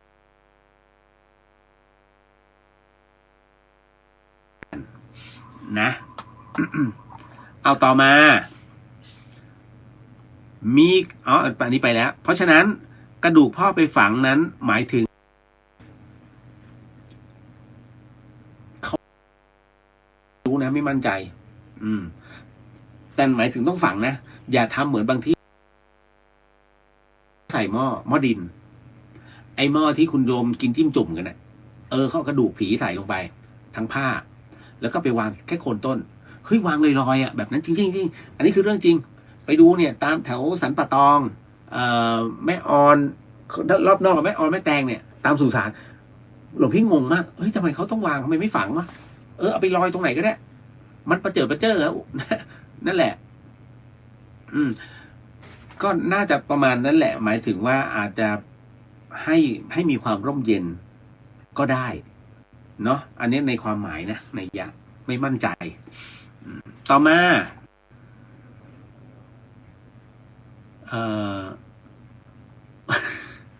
พระคะชอบมากเด็กๆเวลาเรียกดีแล้วไม่เรียกหลวงปู่ อันนี้มีเครื่องนะเรียกพระก็ยังดีพระคะ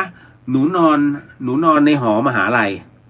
แล้วเพื่อนร่วมห้องหนูเนี่ยบอกว่าถูกผีอำตลอดเลยค่ะหนูจะทำอย่างไรดี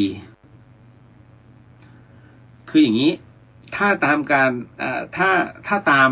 แบบของแพทย์แผนปัจจุบันบอกว่าการถูกผีอำนั้นคือการนอนผิดรูปแล้วทำให้เกิดไปทับเส้นขึ้นมาจึงทำให้เกิดอาการหายใจไม่ออกหลวงพี่ก็งงหลวงพี่พยายามจะนอนไงว่าให้หายใจไม่ออกนอนคว่ำก็นอนแล้วนอนตะแคงก็นอนแล้วบิดอีกแม้กระทั่งถามแพทย์แผนโบราณที่เป็นช่างที่เป็นหมอนวดนวดแผนโบราณหลวงพี่ก็ถามมันมีไหมไอ้ที่นวดไอ้ที่แบบนอนแล้วหายใจไม่ออกหรือว่าไม่มีค่ะ เพราะฉะนั้นข้อมูลบางอย่างสำหรับทางพระพุทธศาสนาไม่ปฏิเสธเรื่องวิญญาณหลวงพี่ก็บอกไปแล้วโอ้แชร์ TikTok เป็นว่าเล่นเลย ไอเราเจ้าของบทสัมภาษณ์แท้ๆหลวงพี่ก็นั่งมองตาปิบๆแล้วแต่ นะ คือการปฏิบัติหมายถึง TikTok ที่พูดให้ไปเอ่ยถึงโรงพยาบาลท่านมันไม่เหมาะอันนั้นคือหลวงพี่จริงๆบอกดาด้าไว้แล้วตรงนี้ตัดออกเนาะไม่เป็นไร ซึ่งมันเกิดจริงๆไงคราวนี้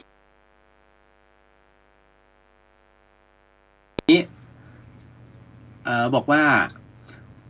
ในส่วนของการเป็นบอกว่าถูกผีอำตลอดเลยค่ะหนูควรจะทำอย่างไรดีถ้าเป็นหลักพุทธศาสนาเนี่ยเราไม่ปฏิเสธเรื่องจิตวิญญาณหลวงพี่จะบอกนิดนึงแล้วกันว่าแนะนำเพื่อน1ให้สวดมนต์2สมาธิคือนั่งสมาธินะ3แผ่เมตตา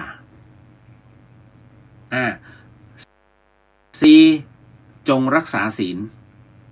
จะดีมากถ้ารักษาศีลได้จะดีมากถูกไหมเพราะอะไรก็เพราะว่า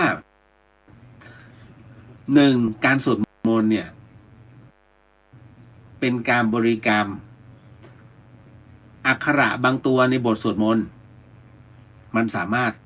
ครอบคลุมได้2การเจริญสมาธินั่นหมายถึงว่าด้วยสมาธิอยู่กับลมหายใจเข้าออกอยู่กับตัวเองแค่อยู่กับตัวเองจบถ้าแล้วต่อมาในเรื่องของศีลที่บอกว่าถ้ารักษาศีลได้จะดีมากเพราะศีลคือเครื่องครอบเป็นม่านเลยวิญญาณจะไม่กล้าเข้าใกล้เพราะถือว่าเป็นผู้ที่ มีอำนาจเหนือกว่าเขาต่อมาแผ่เมตตาการแผ่เมตตาหมายถึงว่าอย่าเพิ่งมาฉันแผ่เมตตาให้เกื้อหนุนด้วยกำลังบุญที่ฉันทำไปนั่นคือการภาวนากับนั่งสมาธิเราแผ่เมตตาไปเห็นไหมทั้งหมดทั้งมวลเนี่ยมันเกี่ยวลิงก์กันหมดเลยคุณโยมนะเพราะฉะนั้นในส่วนตรงนี้นี่เองเนี่ยที่อยากให้เราตระหนักมากๆก็คือในเรื่องของข้อศีล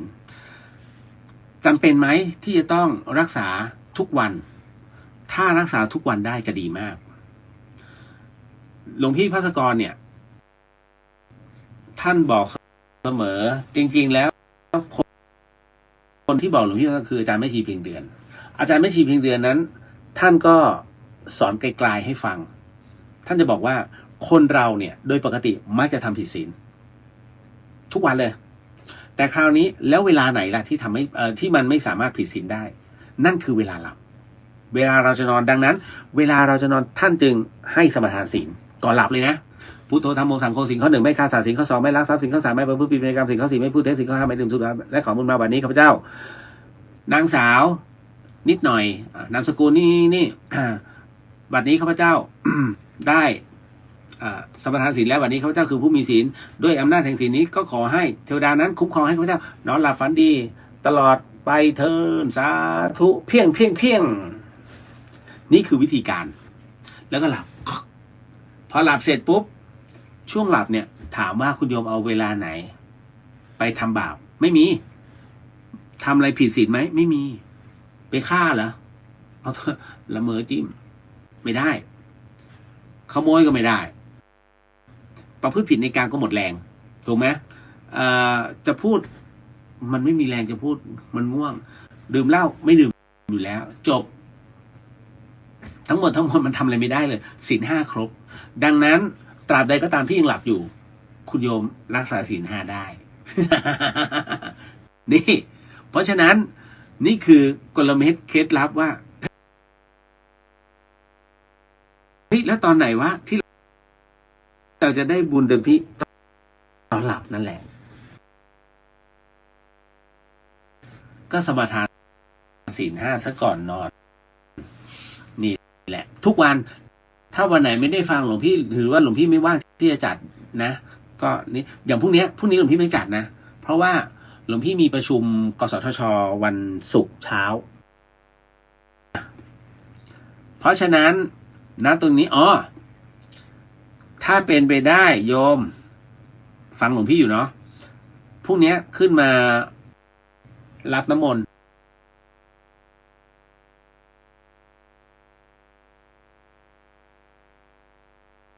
หน้ากุฏิเอากระบอกมาตักเด้อพระไม่สงเคราะห์ให้ เอาน้ำมนต์ไปแล้วก็เอาไปใช้ยามจำเป็นทั้งอามิศาสตร์เลยเพราะว่ามันเปิดช่องว่างของจิตถ้าจิตมันมีการทำงานอยู่ยังมีหน้าที่อยู่เข้าไม่ได้ลองทำอะไรให้ตกใจดิเอาธูปจี้นี่ไงรับรองออก พีอัมออกเลยก็ผ่านพ้นไป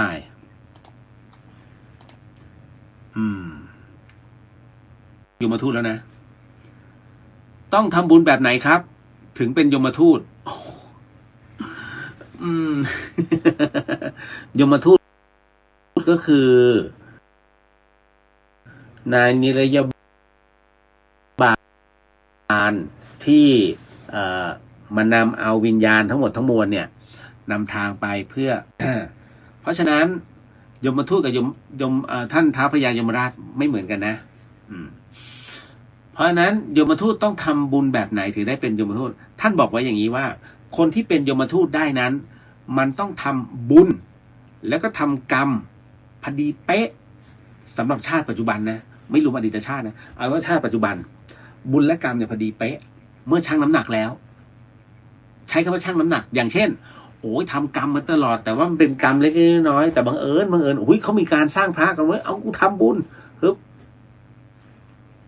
ท่านก็มาชั่งแล้วว่าอะไรที่เป็นบุญอะไรที่เป็นบาปหากกลบลบกันไปอันนี้นี่เองจบเพราะฉะนั้น นะตรงนี้เมื่อบุญและกรรมน้ำหนักเท่ากันปุ๊บเป็นตาช่างอันเที่ยงตรงทำหน้าที่โยมบาลจะขึ้นสวรรค์ก็ไม่ใช่จะลงนรกก็ไม่เชิงนะแต่ก็จะคอยเป็นผู้ส่งเป็น messenger นั่นแหละไอ้แพนด้า นะ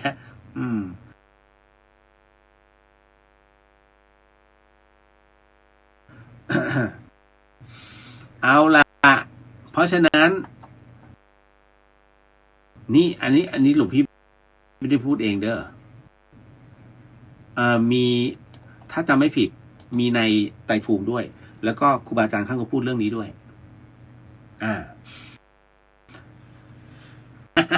พระการที่เราโมโหสามีแล้วขับรถชนประตูรั้วแบบนี้จะเป็นกรรมไหมคืออย่างนี้กรรมเนี่ยมันหมายถึงว่าการกระทำการที่เกิดผลกระทบกับคนซึ่งอันเนี้ยคุณโยมลืมถามว่าขับไปชนรั้วเนี่ยสามีนั่งด้วยหรือเปล่าหรือจะขับชนสามีแต่รั้วมันติดรั้วอะไรอย่างเงี้ยเป็นต้นถ้าไม่ก่อให้เกิดเรื่องของโยมเลยนั่นแหละ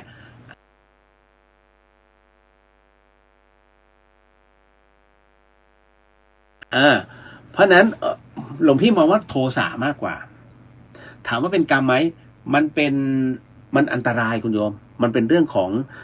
อยู่ข้างๆเนี่ยยกมาคว้างเลยนะโดยที่ไม่ได้คิดหรอกว่าอยากจะคว้างแต่มันขาดสติแล้วคว้างไปแล้วถ้ามันโดนขึ้นมาละหาตึงฝังเข้าไปโอ้โหเต็มมิดด้ามเธอ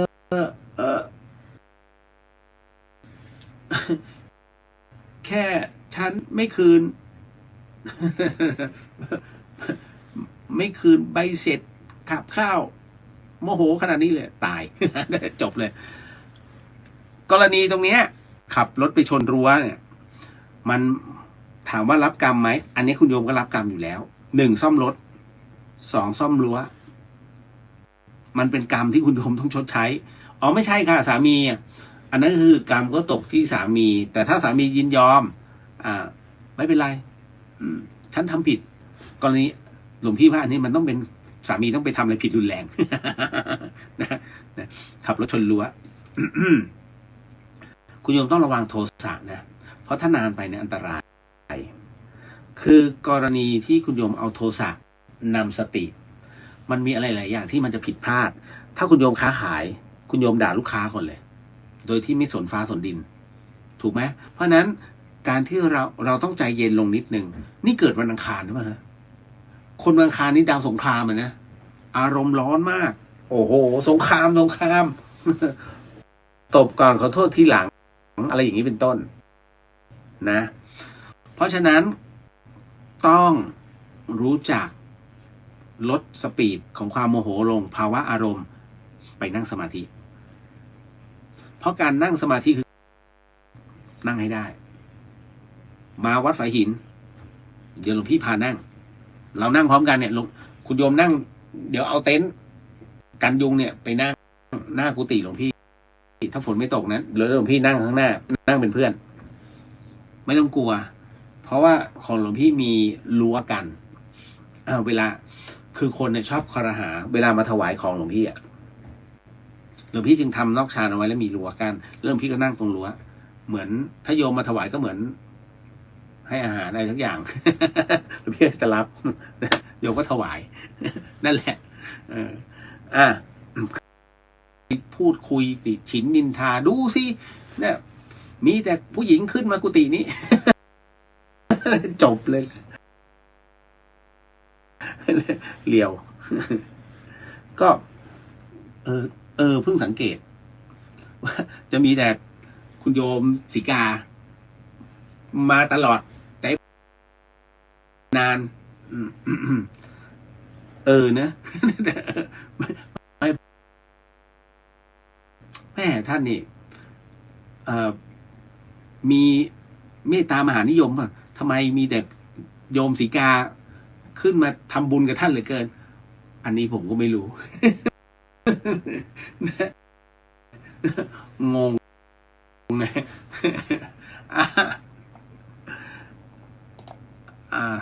เพราะฉะนั้นไปลดภาวะอารมณ์ลงนะคุณโยมได้อานิสงส์มากที่สุดครับโอ้โหอันนี้หลายคนน่าจะชอบฟังเรื่องของทานเนี่ยสวดบทมงกุฎแปลกมากค่ะเกิดมาไม่เคยเจอผีอำเจอแต่ตัวจริงๆคุณพระช่วยหนูเล็กสวดบทมงกุฎพุทธเจ้าไปเรื่อยๆก่อนนอนแทนการนับแกะก็ดีใช้ได้รู้จักแอปพลายเนาะหนูเล็กนั่งสมาธิบ้างวะนั่งสมาธิบ้าง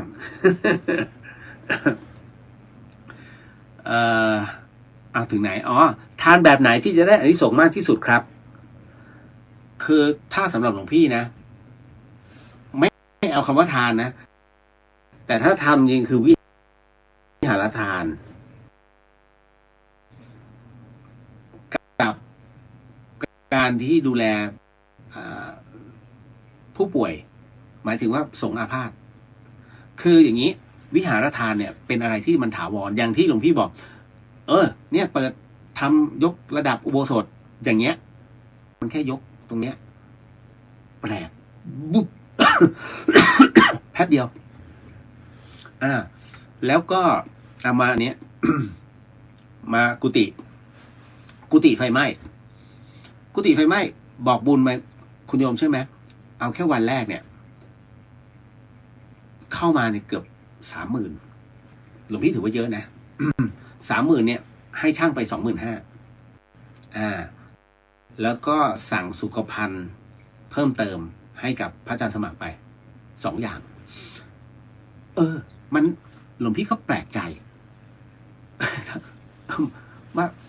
เฮ้ยนี่บอกติดกันโยมเขาทำหลวงพี่เป็นคนที่เกรงใจถ้าคุณโยมเขารู้จักหลวงพี่ดีหลวงพี่จะเกรงใจมากคือประมาณว่าถ้าจะไหนก็ไหนอยากทำหลวงพี่จะบอกเดือนละครั้งแต่จริงๆครั้งที่ผ่านมาเนี่ยหลวงพี่เว้นไว้1 เดือนเพราะว่ามันยังไม่มีบุญใหญ่ๆหรือว่าบุญอะไรที่มันเกิดประโยชน์ไงเพราะตรงเนี้ยพอเสร็จปุ๊บหลวงพี่ก็จะโพสเลยเสร็จแล้วนะนี่พรมได้แล้วอันนี้ยกมาระดับขนาดนี้แล้วหลวงพี่ก็จะมีพยานเป็นบุคคลก็คือคุณโยมที่อยู่ในที่ต่างๆเนี่ยไปแล้วขึ้นมาหลวงพี่พานี่ไงปัจจัยทำเนี่ยโอ้ท่านคืออะไรก็ตามเนี่ยถ้าอันนี้หลวงพี่ ขออนุญาตประชาสัมพันธ์ไปยังสหธรรมิกด้วยแล้วกันอะไรก็ตามที่เขาบริจาคมาท่านอันนี้ต้องบอกก่อนนะครูบาอาจารย์เนี่ยไม่เกี่ยวอันนี้ก็คือพระที่ท่านทำหลายๆที่อยู่เหมือนหลวงพี่เนี่ย ถ้าท่านทำแล้วก่อให้เกิดประโยชน์แล้วก็โยมเห็นอันเนี้ยท่านบอกบุญได้ตลอดเพราะโยมเขาจะเห็นว่าท่านทำจริงๆแต่ถ้าขอไปแล้วอะไรมันหายวับไปท่านจะได้แค่ครั้งเดียว เพราะฉะนั้นเงินตรงนี้ปัจจัยตรงนี้ที่เขาส่งมาให้เราเนี่ยจงถือว่าเขาฝากเราไว้แล้วคราวนี้เขาฝากไว้เพื่อทำประโยชน์ท่านเพราะฉะนั้นอย่างผมทำเนี่ย พอตัวเนี้ยบอกบุญเสร็จปุ๊บโยมเขาเห็นไงโยมเขาก็เลยจะให้บ่อยๆแต่บังเอิญผมจะแปลกกว่าชาวบ้านก็คือ ผมจะเปิดเป็นเวลาแค่นี้ถึงแค่นี้จบนั่นแหละพอจะปิดโยมก็จะห้าม อันนี้คือโยมฝ่ายผมเขาจะแปลกหน่อย หรือปุ๊บปิดเลย ได้คือหลวงพี่จะไม่ค่อยคำนวณเรื่อ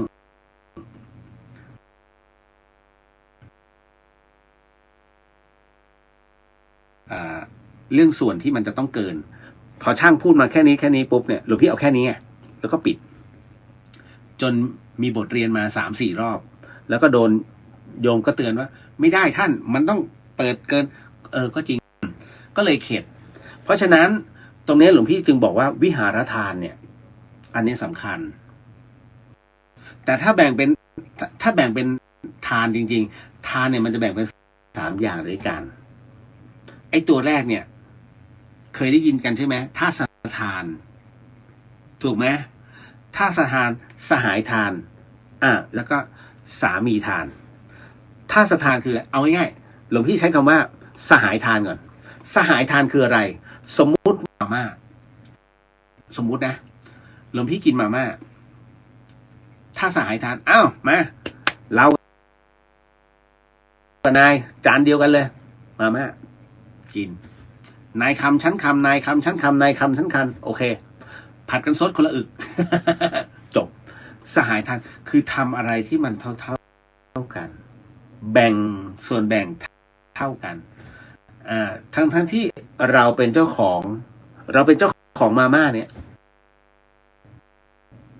แต่ว่าเราแบ่งเท่ากันเขาเรียกสหายทานแต่ถ้าสมมุติว่า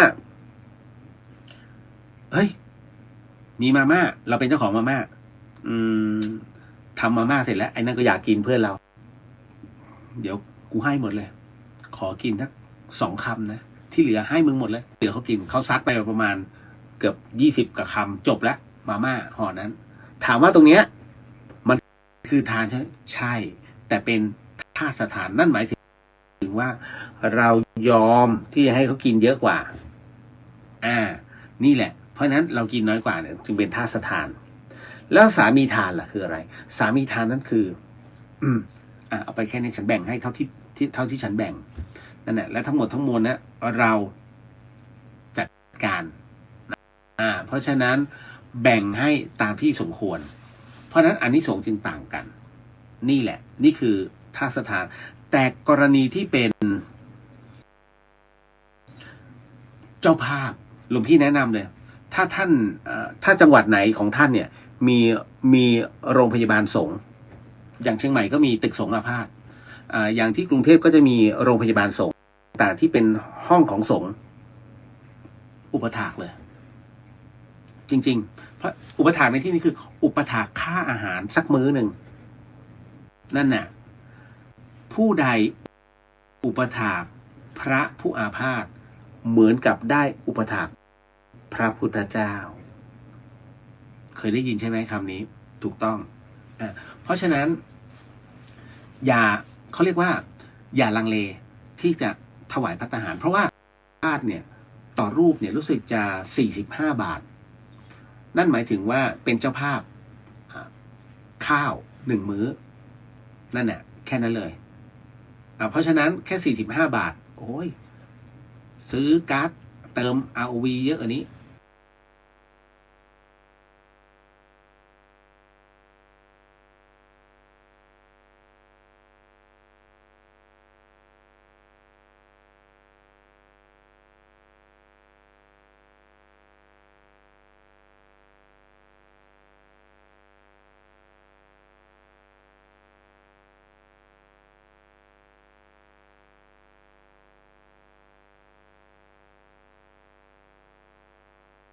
ถูกไหม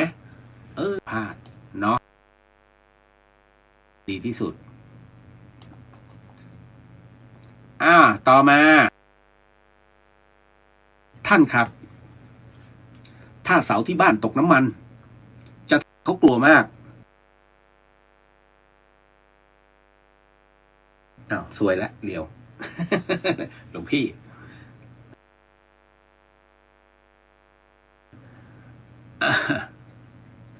หนูเล็กบอกนั่งบ่อยค่ะดีแล้วพุทโธไว้นั่งต้องนั่งให้เป็นเด้อเอาล่ะเพราะภรรยาเขากลัวมากจะบอกว่าโยมในโชคดีจะเป็นเศรษฐีจริงๆเสาให้น้ำมันได้ไม่รวยได้ไงเราแล้วนี่ปตท.ขึ้นทุกวันเลยเขาแอบลดลงมาหน่อยหนึ่งเพื่อที่จะเตรียมขึ้น เดี๋ยวหลวงพี่ไม่ได้พูดการเมืองนะแต่หลวงพี่ใช้การสังเกตหลายครั้งแล้วคือประชาชนเขาก็จับได้แล้วมันลดนะดีใจใหญ่เลยแต่จริงๆไม่ใช่ลองเทียบกับค่าที่ขึ้นมาเดี๋ยวมันลดมาเพื่อที่จะรอขึ้นต่อ แค่เห็นปตท.บอกวันนี้น้ำมันลดผวาแล้วตายแล้วอีก3 วันทำไงวะเนี่ยมันต้องขึ้นแน่ๆเลยใช่ ต่อมาเขาบอกว่าเดี๋ยวหลวงพี่จะบอกก่อนว่าเสาตกน้ำมันเนี่ยไม่ต้องไปตกใจ คุณโยมต้องดูก่อนไม้บางจำพวกเนี่ยมันมีน้ำมันในตัว อย่างเช่น พวกไม้ประดู่ไม้ตะเคียนเอาจริงๆคือแล้วก็ไม้เนื้ออ่อนบางจำพวกจะมียางอยู่คืออย่างไม้สนเนี่ย มันค่อยๆย้อยลงมา นี่คือเรื่องจริง ถ้าคุณโยมไปบ้านบนดอยเนี่ยนะเกือบทุกหลัง จริงๆตกน้ำมันแล้วเสร็จปุ๊บเนี่ย คือมันเหมือนจะไม่แห้งไงไม่ต้องไปกลัว บางคนบอกโอ้ยมันน่าจะเฮี้ยน วิธีการที่จะต้องแก้ไขกับเสาตกน้ำมันคือ คุณโยมเอาแป้งโรยเลยโรยแก้ได้ดีที่สุดอย่าเพิ่งสงสัยอย่าเพิ่งหาการเอาแป้งไปโรยก็คือ ให้น้ำมันเนี่ยที่มันไหลจับตัวเป็นก้อน ให้มันแข็งอยู่ตรงนั้นจะได้ไม่ต้องย้อย เพราะฉะนั้นจึงต้องใช้แป้งโรยไม่ใช่หาเลขไม่ใช่ นะมันเป็นเรื่องของธรรมชาติไม่บางที่อาจจะบอกว่ามันมีอยู่มันก็มีแหละหลวงพี่ก็บอกมันก็มี แต่คราวนี้ให้คุณโยมจำไว้อย่างว่า วิญญาณจะไม่สิงในไม้ตาย วิญญาณนะไม่สิงในไม้ตายเด็ดขาดหรือเทพเทวดาจะไม่สิงในไม้ตายเสาบ้านตายไหมไม่มีรากแต่มันมีน้ำมันแสดงว่ามันยังไม่แห้งเพราะฉะนั้นในเมื่อไม่สามารถสิงในไม้ตายจึงไม่มีไงไอ้ที่บอกโอ้โหไม้ตกน้ำมันอันนั้นเขาเรียกจินตนาการดูหนังไม่มีเชื่อหลวงพี่นะฮะแล้วก็สมมุตินะถ้ากลัวจริงๆเอาอย่างนี้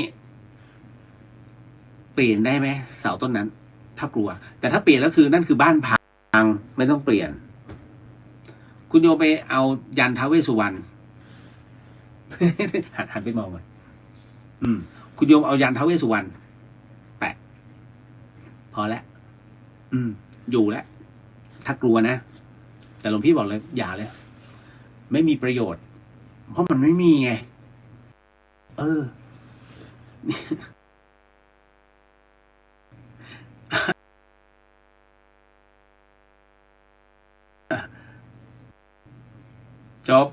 จบวันนี้จริงๆก็ยังมีปฏิบัติภาคปฏิบัติไม่เป็นไรค่อยว่ากันมารับพรตี 1แล้วเดี๋ยวพรุ่งนี้หลวงพี่ต้องบิณฑบาต สาธุนะโมตัสสะภะคะวะโตอะระหะโตสัมมาสัมพุทธัสสะนะโมตัสสะภะคะวะโตอะระหะโตสัมมาสัมพุทธัสสะนะโมตัสสะภะคะวะโตอะระหะโตสัมมาสัมพุทธัสสะสิทธิกิจจาสิทธิกรรมสิทธิเตโชชโยนิจจาสิทธิลาโภนิรันตราขอให้กิจและกรรมที่คุณโยมกำลังทำกำลังสร้างนั้นจงเป็นเหตุเป็นภาระปัจจัยให้ถึงพระนิพพานในชาติปัจจุบันโดยเร็วพลันเทินโมทนาสาธุพักผ่อนกันเด้อนะแล้วก็ท่านใดที่อยู่หลังมอก็เดี๋ยวพรุ่งนี้มาว่ากันท่านใดที่จะมาตักน้ำมนต์ก็แจ้งหลวงพี่ก่อนนะหลวงพี่ไม่ชอบเซอร์ไพรส์ โยมชอบเซอร์ไพรส์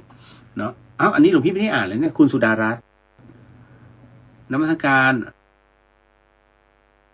ศาสตร์ไม่โรคทางจิตนะเจ้าคะ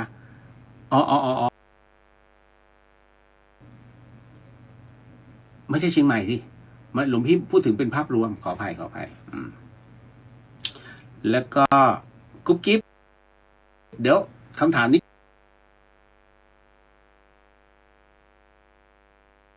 เก็บไว้ก่อนเนาะเอาละเท่านี้แหละ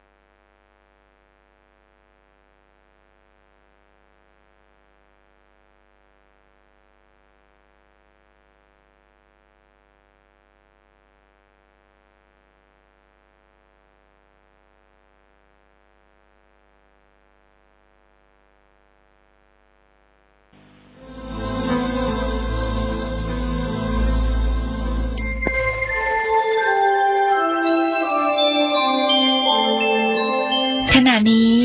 ท่านกำลังฟังสถานีวิทยุกระจายเสียง FM 104.5 เมกะเฮิรตซ์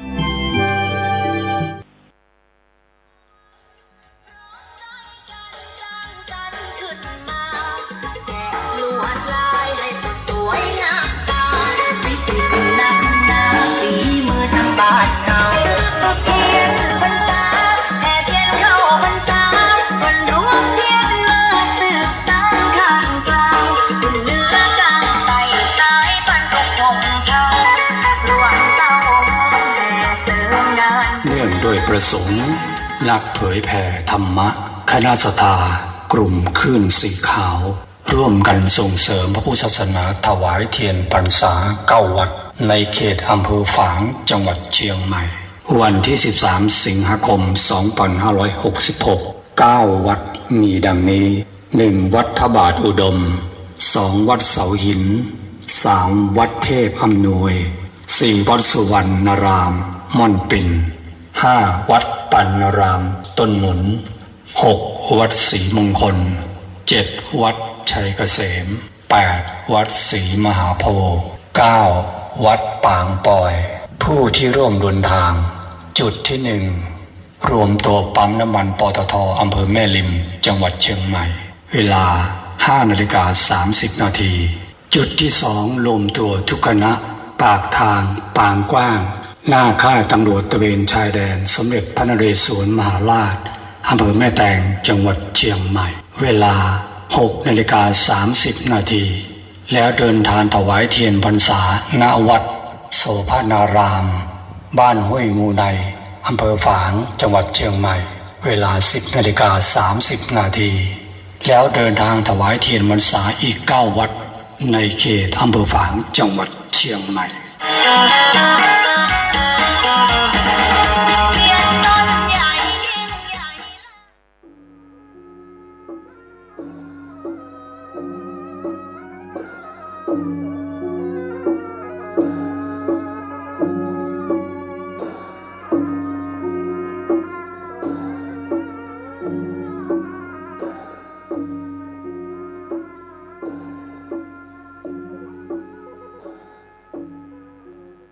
ขอความเจริญในธรรม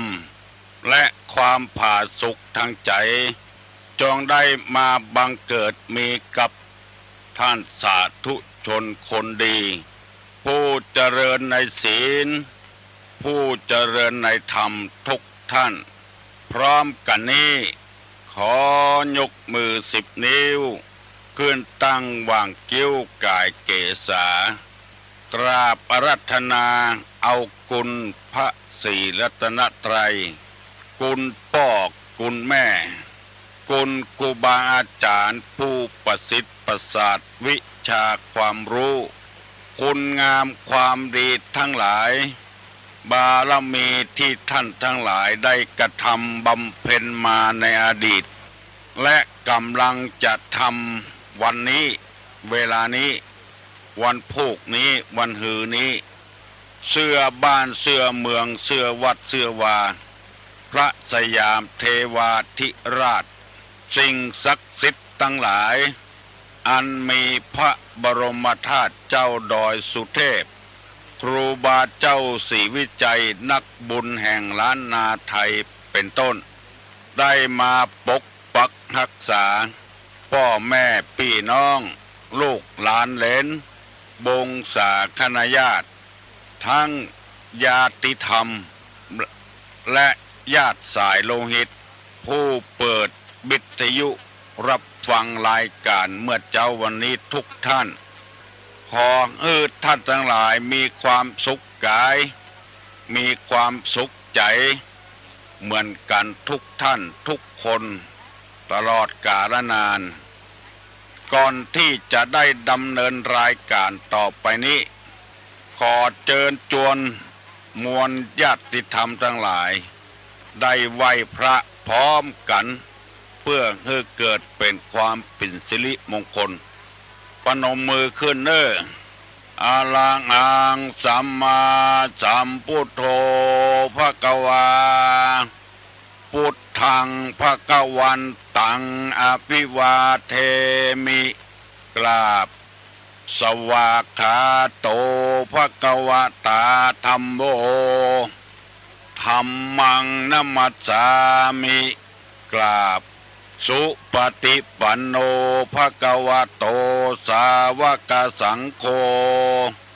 สังฆังนัมมามิกราบหันทัพมยังพุทธัสสะภควโตบุพภาคณะมะกะลังกะโลมะเสนะโมตัสสะภะคะวะโตอะระหะโตสัมมาสัมพุทธัสสะนะโมตัสสะภะคะวะโตอะระหะโตสัมมาสัมพุทธัสสะนะโมตัสสะภะคะวะโตอะระหะโตสัมมาสัมพุทธัสสะพุทธังสรณังกัจฉามิธัมมังสรณังกัจฉามิสังฆังสรณังกัจฉามิตุติยัมปิพุทธังสรณังกัจฉามิ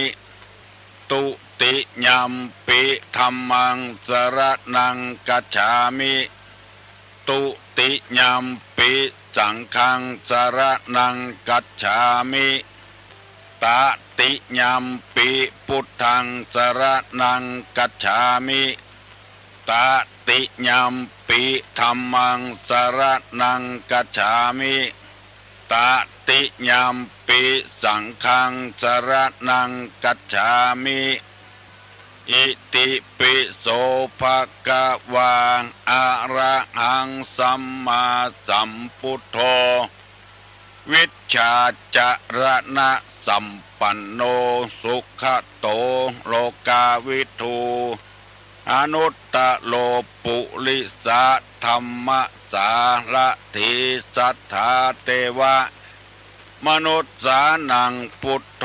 ภควติสวากขาโตภควตาธัมโมสันติทิโกอากาลิโกเอหิปัสสิโกโอปนะยิโกปัจจัตตังเวทิตโปวิญญูหิติสุปฏิปันโนภควโตสาวกสังโฆโอจุปฏิปันโนภควโตสาวกสังโฆญาญะปฏิปันโนภควโตสาวกสังโฆสามีจิปฏิปันโนภควโตสาวกสังโฆญาติตังจัตตาลิปุริสายุคานิอัฏฐาปุริสะปุคลาเอสะภควโตสาวกสังโฆอาหุไนโยปาหุไนโยทักขิไนโยอัญจลิกาลนิโยอนุตตรังปุญญเขตังโลกัสสติกราบหนึ่งกราบสองกราบสามมาแล้วเน้อกาเลนะธรรมัสสวนังเอตัมมังคารมุตตมังแปลว่าการฟังธรรมตามการตามเวลาเป็นมงคลอันประเสริฐมาแล้วเน้อเสียงก้องเสียงก้องเสียงมองต่ำเข้าเสียงตุเจ้าเทศนาธรรมมาถึงบ้านมาถึงบนเฮือนมาถึงห้องนอนมาถึงในชุดในมุ้งมาถึงห้องครัวมาถึงห้องน้ำมาถึงในรถที่กำลังขับอยู่มาถึงกุฏิกุฏางพุทธภาษิตในมงคลกถาได้อ้างมาคือได้ฟังนั้นเรียกว่ามงคลกถากาเลนะธรรมสวนังเอตัมมังคารมุตตมัง การฟังธรรมตามกาลเวลาเป็นมงคลประเสริฐเวลานี้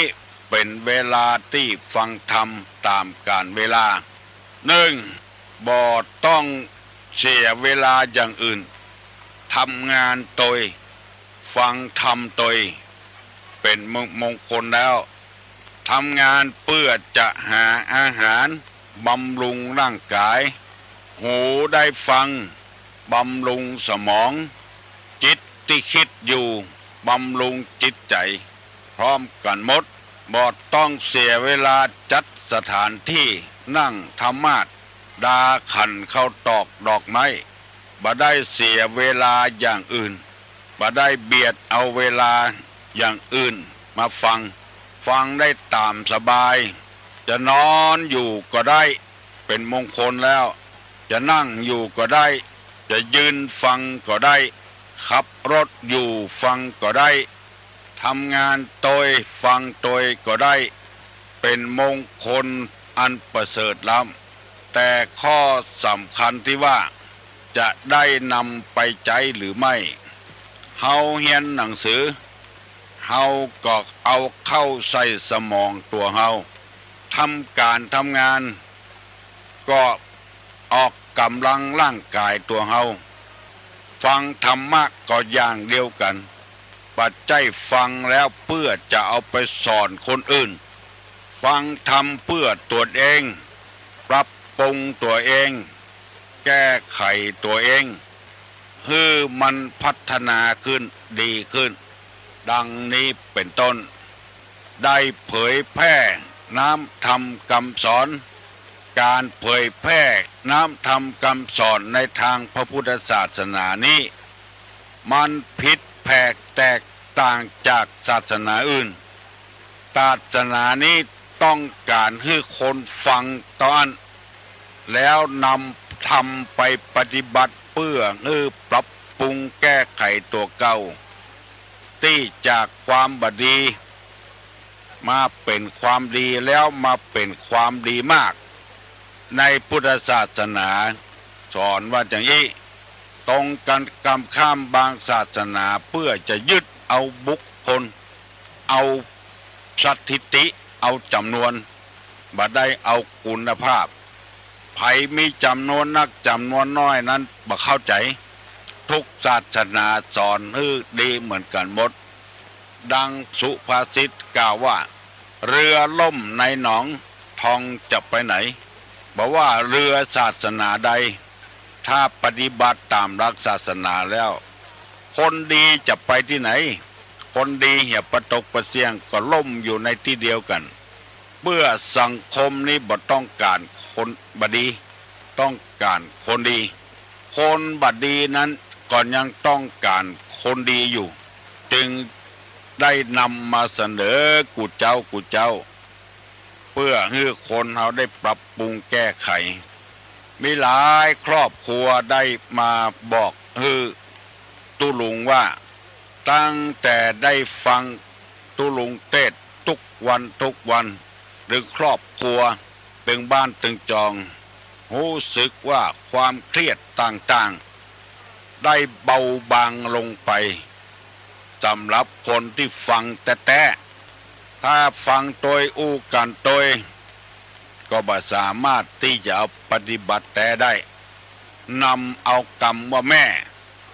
มาเสนอให้ท่านผู้ฟังทั้งหลายคือหมายความว่าให้นึกถึงคุณแม่ผู้บังเกิดเก้าผู้ให้กำเนิดแม่เป็นปูชนียบุคคลที่เคารพสักการะบูชาที่ได้พูดมานี้หมายถึงแม่ที่ดีแม่ที่น่าเคารพบูชาแต่แล้วแม่ที่บดีก็มีอันนั้นเฮาบ่ต้องพูดถึงมันบ่สร้างสรรค์มันบ่ทำให้เจริญขึ้นแม่ที่บดีนั้นมีนักหนาปาปานบอกว่าบ้านใดเมืองใดแต่เฮาบ่ต้องพูดถึงที่เฮาพูดถึงนี้หมายถึงแม่ที่ดีเฮาบ่ต้องเอาอย่างอื่นมาอ้างแล้วเฮา แม่ทุกคนจะได้เป็นปูชนียบุคคล บุคคลที่น่าปูจาน่าเคารพน่านับถือบอกโคนเอาความดีอย่างมาอู้ให้ลูกฟังมาทบทวนไอ้อย่างเขาจะหูคนเดียวที่เขาได้ทำไว้คือเขาเจือใดพ่องบันนี้ตุลุงจะย่างเรื่องแม่เฮียก่อนจะได้ลืมหัวข้อที่ว่าเหตุที่ทำให้คนเขาเดือดร้อนในภายหลังที่เล่าละไว้2-3 ข้อมาเพิ่มเติมขึ้นแถมผู้ฟังทั้งหลายอาจจะลืมไปเหียแล้วพอจะไปเป็นคนลืมง่ายเหตุที่ทำให้คนผิดหวังคาดหวังในเมื่อลุนบ้านเฮาว่ากินแหนง1. บ่ศึกษาเล่าเรียนเมื่อยังหนุ่มยังแน่นโอกาสมีแล้วบ่ทำ 2. บ่ศึกษาเล่าเรียนศิลปวิทยาเมื่อยังน้อยๆพอใหญ่มาแล้วเจ้งจะกินแหนงหูนี้เป็นต้นโอกาสมันฮื้อแล้วบัดเนี้ยบ่ทำหิหาก็บ่หิหาเมื่อหนุ่มเมื่อกำเมื่อมีกำลังแหงเฮียนก็บ่ห้ำบ่เฮียนอย่างเมื่อมียังหนุ่มยังแน่นอยู่ละเหินเปิ้นคอคบมิตรที่ชั่วทำความเดือดร้อนให้ตัวเองและคนอื่นดังที่ตุลุงเสนอมาและที่ตุลุงนำมาเสนอกูเจ้านี้ก็เพราะว่าโอกาสมันฮื้อแล้วแถมอย่างหนึ่งมันฮื้อเหมาะสมกับโอกาสกับฐานะเพราะว่าสิ่งที่เราได้รับจากสังคมมันมีนักเมื่อเราได้รับจากสังคมแล้วเราก็ต้องทำตัวฮื้อความถูกต้องที่สังคมฮื้อเราอาทิเช่นวันดีคืนดีอยู่มาก็พิจารณาว่าเป็นบุคคลสำคัญเอากรรมที่ตุลุงเทศไปทำวิทยานิพนธ์เอาประวัติของตุลุงเข้าไปสู่ทำเนียบของมหาวิทยาลัยบางแห่งมหาวิทยาลัยหันความสำคัญถือเป็นบุคคลสำคัญก็เอามหาบัณฑิตปริญญาโทฮื้อเมื่อเฮาได้รับอย่างอี้ยกย่องเฮาอย่างอี้เฮาก็ถือโอกาสที่จะต้องสนองมหาวิทยาลัยสนองฮื้อแก่สังคมบางคนจนพอบอกว่าฮื้อรักษาสุขภาพไว้พ่องก็เฮาทำงานได้อยู่เฮาก็ต้องทำเพื่ออนาคตตัวเองถึงจะเฒ่าจะแก่ก่อนอนาคตของลูกของหลานของครอบครัวที่ปราศจากศีลธรรมให้ปรับปรุงแก้ไขให้ดีขึ้นเดี๋ยวนี้เป็นต้นอันนี้เป็นข้อที่2ต้องศึกษาเล่าเรียนอยู่ตลอดเวลาจุกอยู่จันอยู่บ่ได้ข้อที่3บอกว่าชอบคดโกงการคดโกงนี่คือเป็นคนขี้ค้านหากินง่ายบ่ออกเหือบ่ออกไข่กฎของเปิ้นโกงของเปิ้นหน้าซื่อกฎหมายจึงออกมาอยู่ตลอดเวลาต้องแก้ไขข้อนั้นมาปรับปรุงข้อนี้ตลอดเวลาเพราะคนคดโกง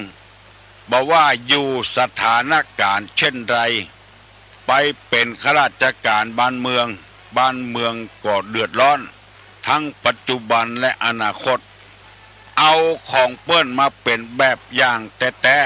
เฮียนแบบอย่างเปิ้นแต่ก็ปฏิเสธอยู่ว่าคิดไม่ทำไม่ตะกอนตัวยังมาเนี่ยโมลูน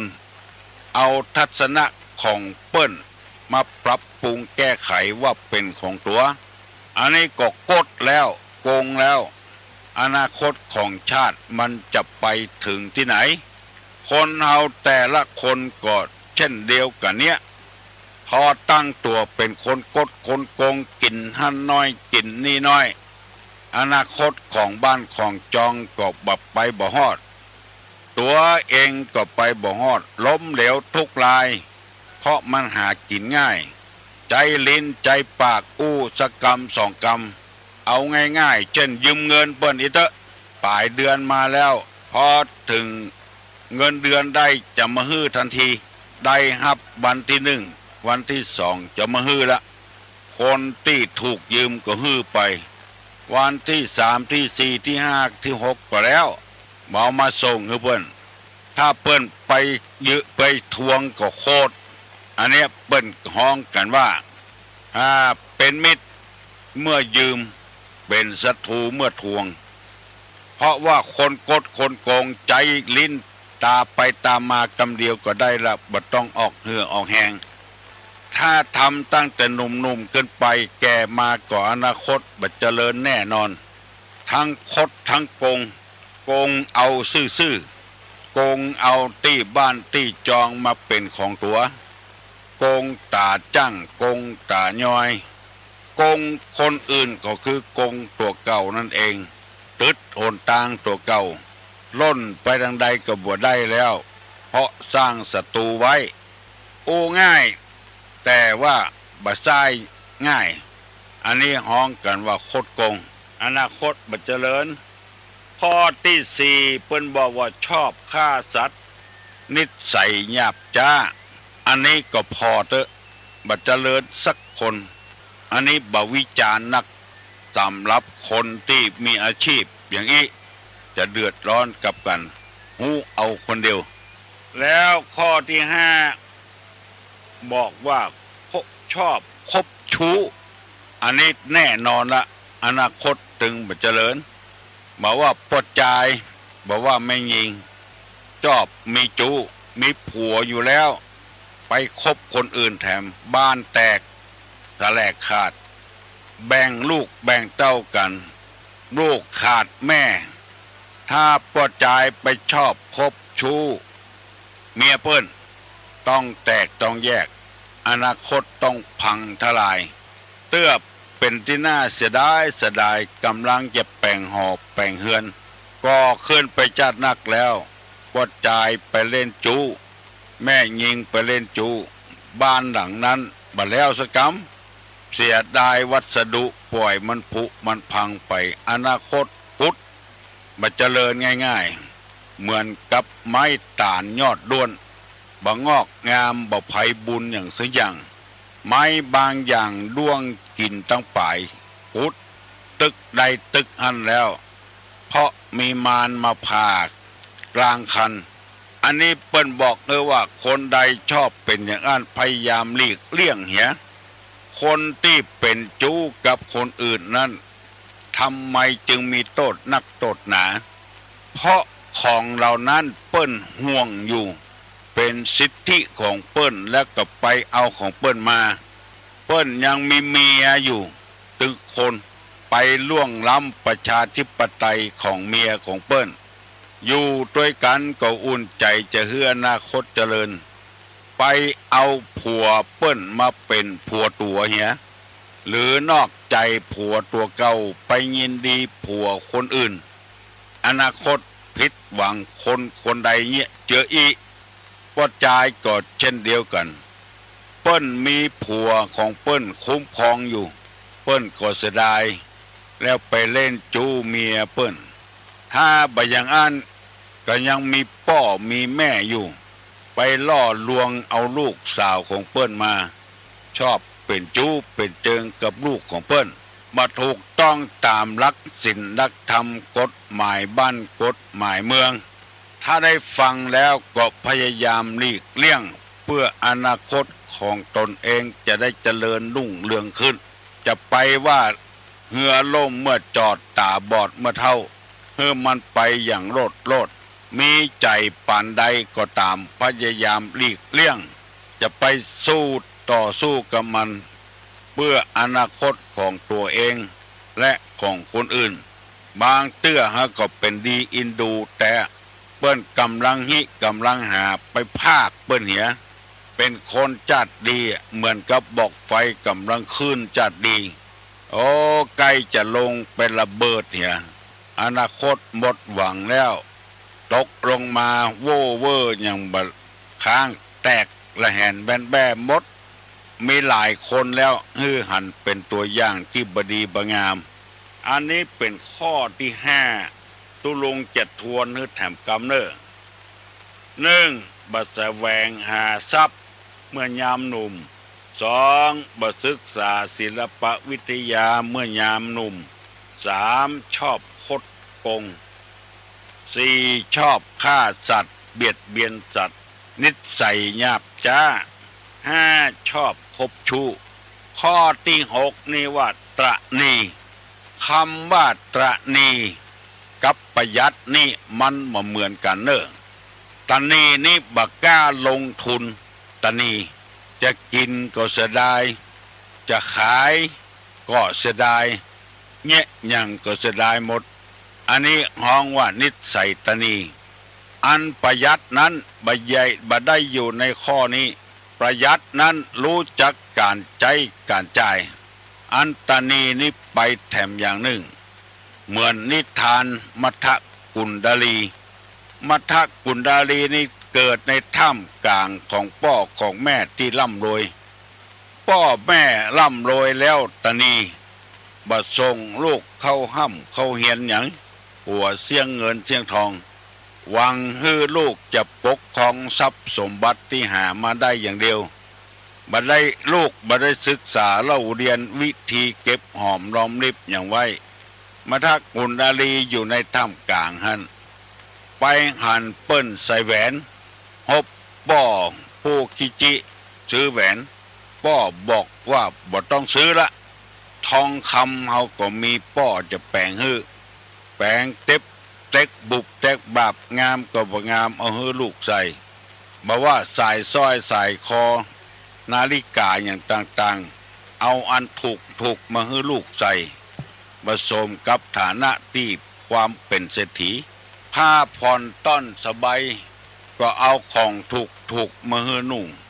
ในที่สุดมามัทธกุณดาลีก็เลยตายยอดตายหยาบจะกินก็บ่กินจะตานก็บ่ตานวันหนึ่งป่วยลงตุเจ้าไปโพดไปบิณฑบาตมัทธกุณดาลีนอนอยู่นอกเฮือนปุ่นพ่อแม่บ่ฮื้อนอนในเฮือนเบ็นหน้าไปทางฝาเฮือนหันเงาวับเวบก็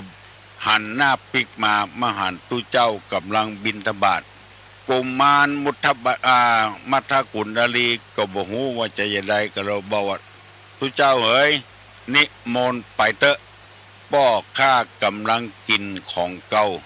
บ่ได้ใส่บาตรญาติปกตุเจ้ามาเพื่อจะโพดฮื้อจิตใจเขาเวลาที่เขาใกล้จะตายฮื้อไปสู่ที่ชอบมรุนมาก็เลยเสี่ยงชีวิตพ่อแม่โศกเศร้าเสียใจกินแองว่าได้ฮื้อลูกตอมอกใจตายไปเลยยกนิทานมาเล่าฮื้อฟังเพื่อฮื้อลูกฮื้อเต้าได้ศึกษาเล่าเรียนมีความรู้แล้วเขาจะได้เอาความรู้มาประกอบอาชีพฮื้อมันดีอยู่น้อยอนาคตไปบักไก่เพราะลูกบ่มีความรู้บางคนเพิ่นมีเงินมีทองส่งลูกส่งเต้าเข้าเฮียนได้ไปประกอบอาชีพมีเพื่อนมีฝูงเป็นผู้รักผู้ใหญ่เข้ามาช่วยการช่วยงานเข้ามาเป็นเพื่อนเป็นฝูงของลูกเพราะว่าบ่ได้นึกถึงว่าสิ่งเหล่านี้เฮาได้มาก็เปิ้นต้องได้ของเฮาพ้องเฮาบ่ได้กึดเอาก็ได้อย่างเดียวแล้วบ่ยอมจ่ายอนาคตก็บ่เจริญมีคนเฒ่าคนหนึ่งเมียก็บ่มีลูกก็บ่มีไปอยู่กับไผคนใดก็บ่ใครได้หลานเปิ้นเอาไปอยู่ในสวนกินแล้วก็อยู่แล้วก็กินหลานเปิ้นบอกเฮือการก็โคตรคิจิบ้าคิจิแหงว่าเพี้ยวบ่พัดอย่างสักอย่างหาว่าตัวเองนี่เป็นลุงแล้วมาบังคับเฮือการอยู่กับหลานว่าได้ก็มาอยู่ในวัดมีความรู้อยู่อย่างหนึ่งคือยาหมาวอคบมาอยู่กับวัดแทนที่จะถ่ายทอดวิชา ยาหมาวอกพบมือไผ่ก็บ่ยอมบอกว่าฮือตั้งขันเนี่ยก่อนจะเอาเต้าอันจะเอาเต้าอี้เป็น500-600ปุ่นก้าขันครูไผ่ก็บ่เลยบ่เฮียนเมื่อบ่เฮียนก็วิชาความรู้ก็เลยหายไปโดยเจ้าของมันตายวิชาความรู้นั้นก็ตายแทนที่วิชานั้นจะเกิดขึ้น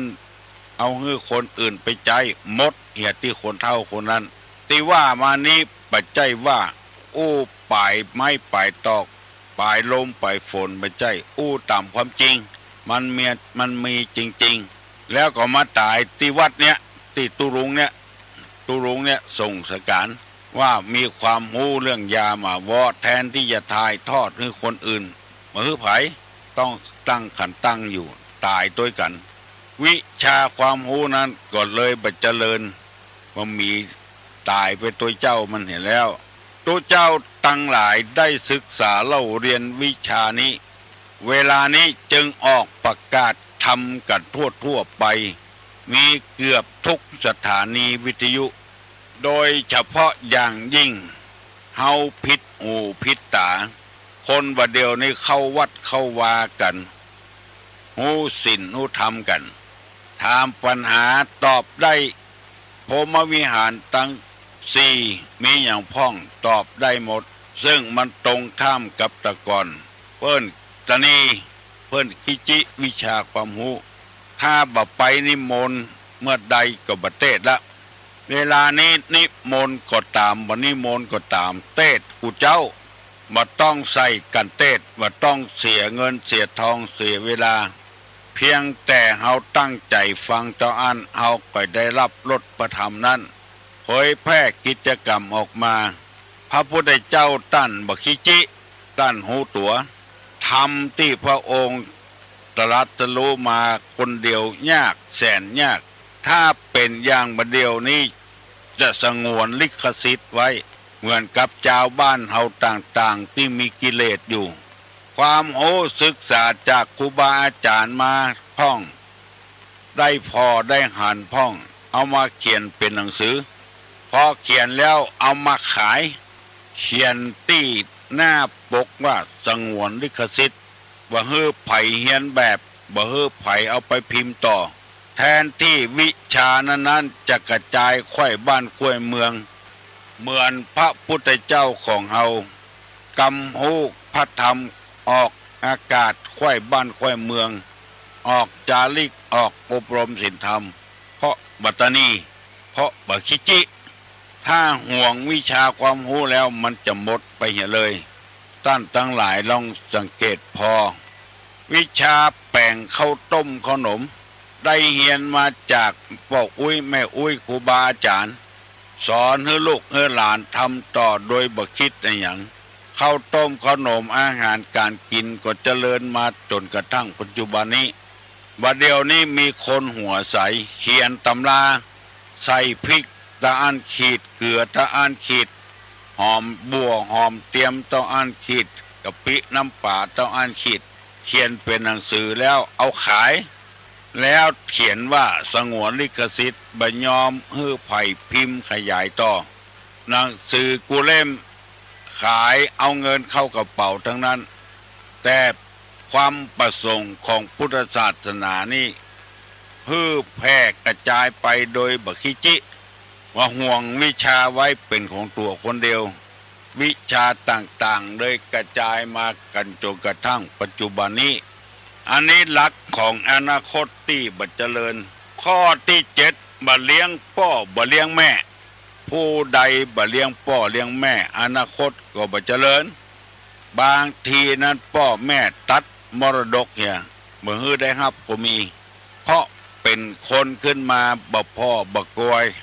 บัดเนี้ยคือพ่อแม่ภูมิใจในชีวิตสักอย่างอันนี้ก็อนาคตก็ไปบ่ไกลบ่เจริญเอาแล้วน้อตุลุงจะย่างก่อนน้อยกมือไหว้เน้อจะปั่นปอนนะเน้อสัพพะโลคะวินิมุตโตสัพพะสันตาปวัตสิโตสัพพะเวระมติกันโตนิพพุโตจตุวัง ภวะสัพพิติโยวิวัชชันตุสัพพะโลกโกวินัสสตุมาเตภวะตวันตรายโยสุขีทีคายุโกภวะอภิวาทนะสีริสนิจังวุธาปัจจายิโนจัตตาโลธรรมาวัฏันติอายุวันโนสุขังปะลัง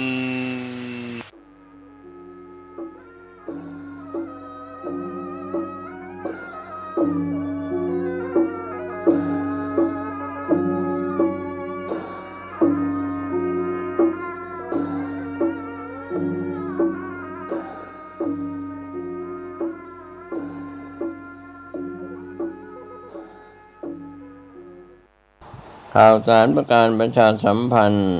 ประกาศเชิญชวนร่วมพิธีแสดงมุทิตาจิตฉลองปริญญาบัตรพุทธศาสตร์ดุษฎีบัณฑิตสาขาวิชาพระพุทธศาสนารุ่นที่ 18/10 กับพระครูประหลัดกิติพงศ์กิติโสพโนด็อกเตอร์เลขานุการเจ้าคณะตำบลสันทรายน้อยถึงตำบลสันพเนตรผู้ช่วยเจ้าอาวาสวัดสันขยอมตำบลสันทรายน้อยอำเภอสันทรายจังหวัดเชียงใหม่จัดงานมุทิตาวันเสาร์ที่19และวันอาทิตย์ที่20สิงหาคม2566ก็เชิญชวนศรัทธาสาธุชนศิษยานุศิษย์ร่วมมุทิตาจิตร่วมเป็นเจ้าภาพสังฆทานเป็นเจ้าภาพโรงทานก็ติดต่อสอบถามรายละเอียดเพื่อร่วมทำบุญได้ที่0962629694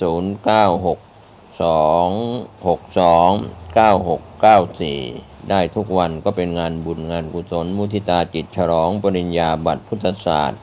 ดุษฎีบัณฑิตสาขาวิชาพระพุทธศาสนารุ่นที่ 18/10 แด่ท่านพระครูประหลัดกิติพงศ์กิติโสพโนด็อกเตอร์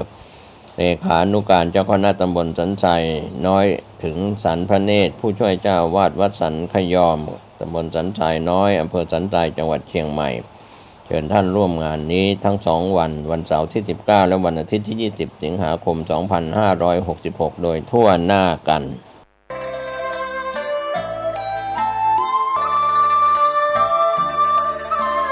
ขอเชิญร่วมบูรณะปิดทองพระเจ้าตาเขียวและบูรณะปฏิสังขรณ์พระธาตุเจดีย์มงคลธรรม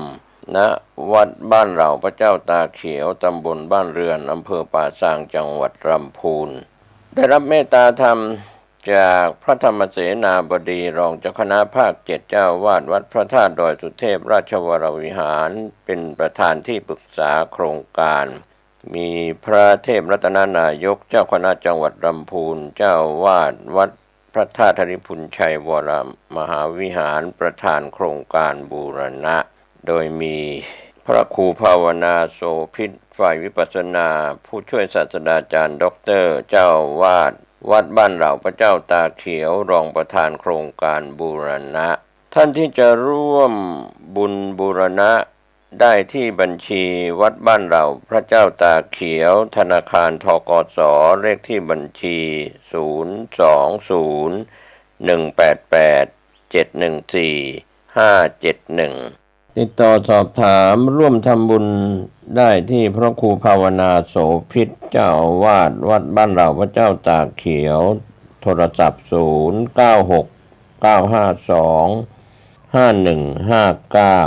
ได้ทุกวันนะครับก็เป็น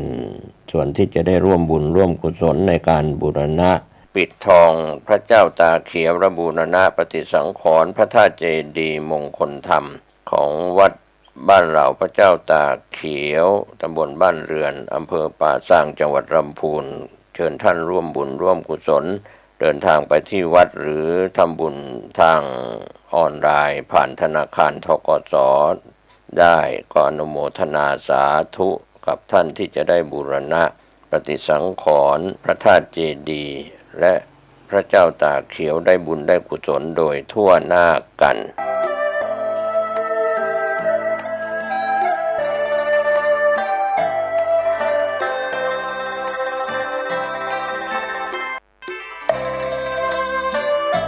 ขอเชิญชวนศรัทธานักศิลป์นักบุญทั้งหลายร่วมสร้างประตูวัดใหม่ห้วยทรายทางทิศตะวันตกเป็นการ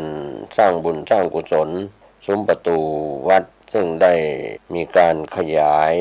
ถนนด้านตะวันตกของวัดใหม่ห้วยทรายตำบลสุเทพอำเภอเมืองเชียงใหม่จังหวัดเชียงใหม่ปัจจุบันมีพระอธิการบุญเพ็งปิยธรรมโมเป็นเจ้าอาวาสวัดใหม่ห้วยทรายพร้อมคณะศรัทธาสาธุชนทั้งหลายได้ร่วมกันสร้างซุ้มประตูวัดทางด้านทิศตะวันตกขอเชิญชวนศรัทธานักศีลนักบุญทั้งหลายภายในภายนอกร่วมสร้างบุญกุศลอันยิ่งใหญ่ประตูวัดทางทิศตะวันตกซึ่งได้ดำเนินการก่อสร้าง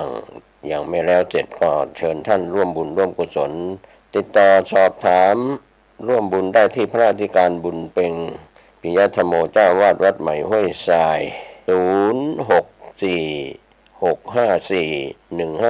0646541587ได้ทุกวัน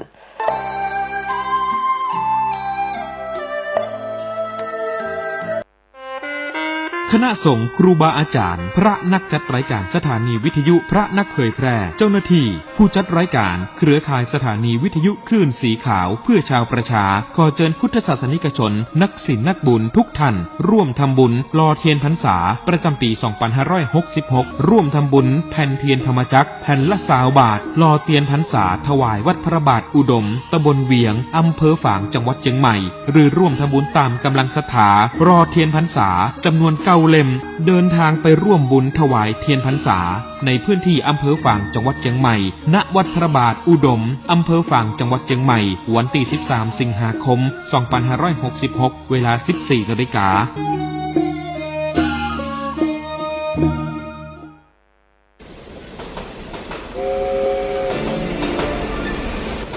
การฟังเทศน์รายการรถด่วนขบวนพิเศษฤดูการเข้าพรรษาประจำปีพุทธศักราช 2566 จัดโดยคณะสงฆ์จังหวัดเชียงใหม่สภานักธรรมจังหวัดเชียงใหม่พุทธสมาคมจังหวัดเชียงใหม่ยุวพุทธิกสมาคมจังหวัดเชียงใหม่สภาวัฒนธรรมอำเภอเมืองเชียงใหม่มูลนิธิพุทธสมาคมชมรมอนุรักษ์วัฒนธรรมประเพณีท้องถิ่นจังหวัดเชียงใหม่ชมรมลูกเสือชาวบ้านจังหวัดเชียงใหม่ทศปชอำเภอเมืองเชียงใหม่ดำเนินงานโดยคณะกรรมการบริหารงานกลุ่มหนุ่มสาวจังหวัดเชียงใหม่วันพุธที่ 9 สิงหาคมแรม 8 ค่ำเดือน 10 เหนือไปยังวัดเวรุวันตำบลยางเนิ้งอำเภอสารพีจังหวัดเชียงใหม่ 20 นาฬิกาแสดงพระธรรมเทศนาและมีกิจกรรมวันแม่แห่งชาติผู้ใจบุญใจกุศลได้ร่วมกันฟังเทศน์ฟังธรรมในฤดูการเข้าพรรษาและออกพรรษาในการฟังเทศน์รายการรถด่วนขบวนพิเศษก็เชิญชวนคณะสงฆ์คณะศรัทธาสาธุชนทั้งหลายได้ร่วมเดินทางไปกับรถด่วนขบวนพิเศษทั้งหมดมี 13 ขบวนด้วยกันนะครับก็เป็นส่วนหนึ่งของการประชาสัมพันธ์เชิญท่านฟังเทศน์รายการรถด่วนขบวนพิเศษฤดูกาลเข้าพรรษาซึ่งมีการจัดโดยคณะสงฆ์จังหวัดเชียงใหม่องค์กรเครือข่ายชาวพุทธจังหวัดเชียงใหม่ดำเนินงานโดยคณะกรรมการบริหารงานกลุ่มหนุ่มสาวจังหวัดเชียงใหม่ก็เป็นข่าวสารเพื่อการประชาสัมพันธ์รถด่วนขบวนพิเศษประจำปี 2566 นี้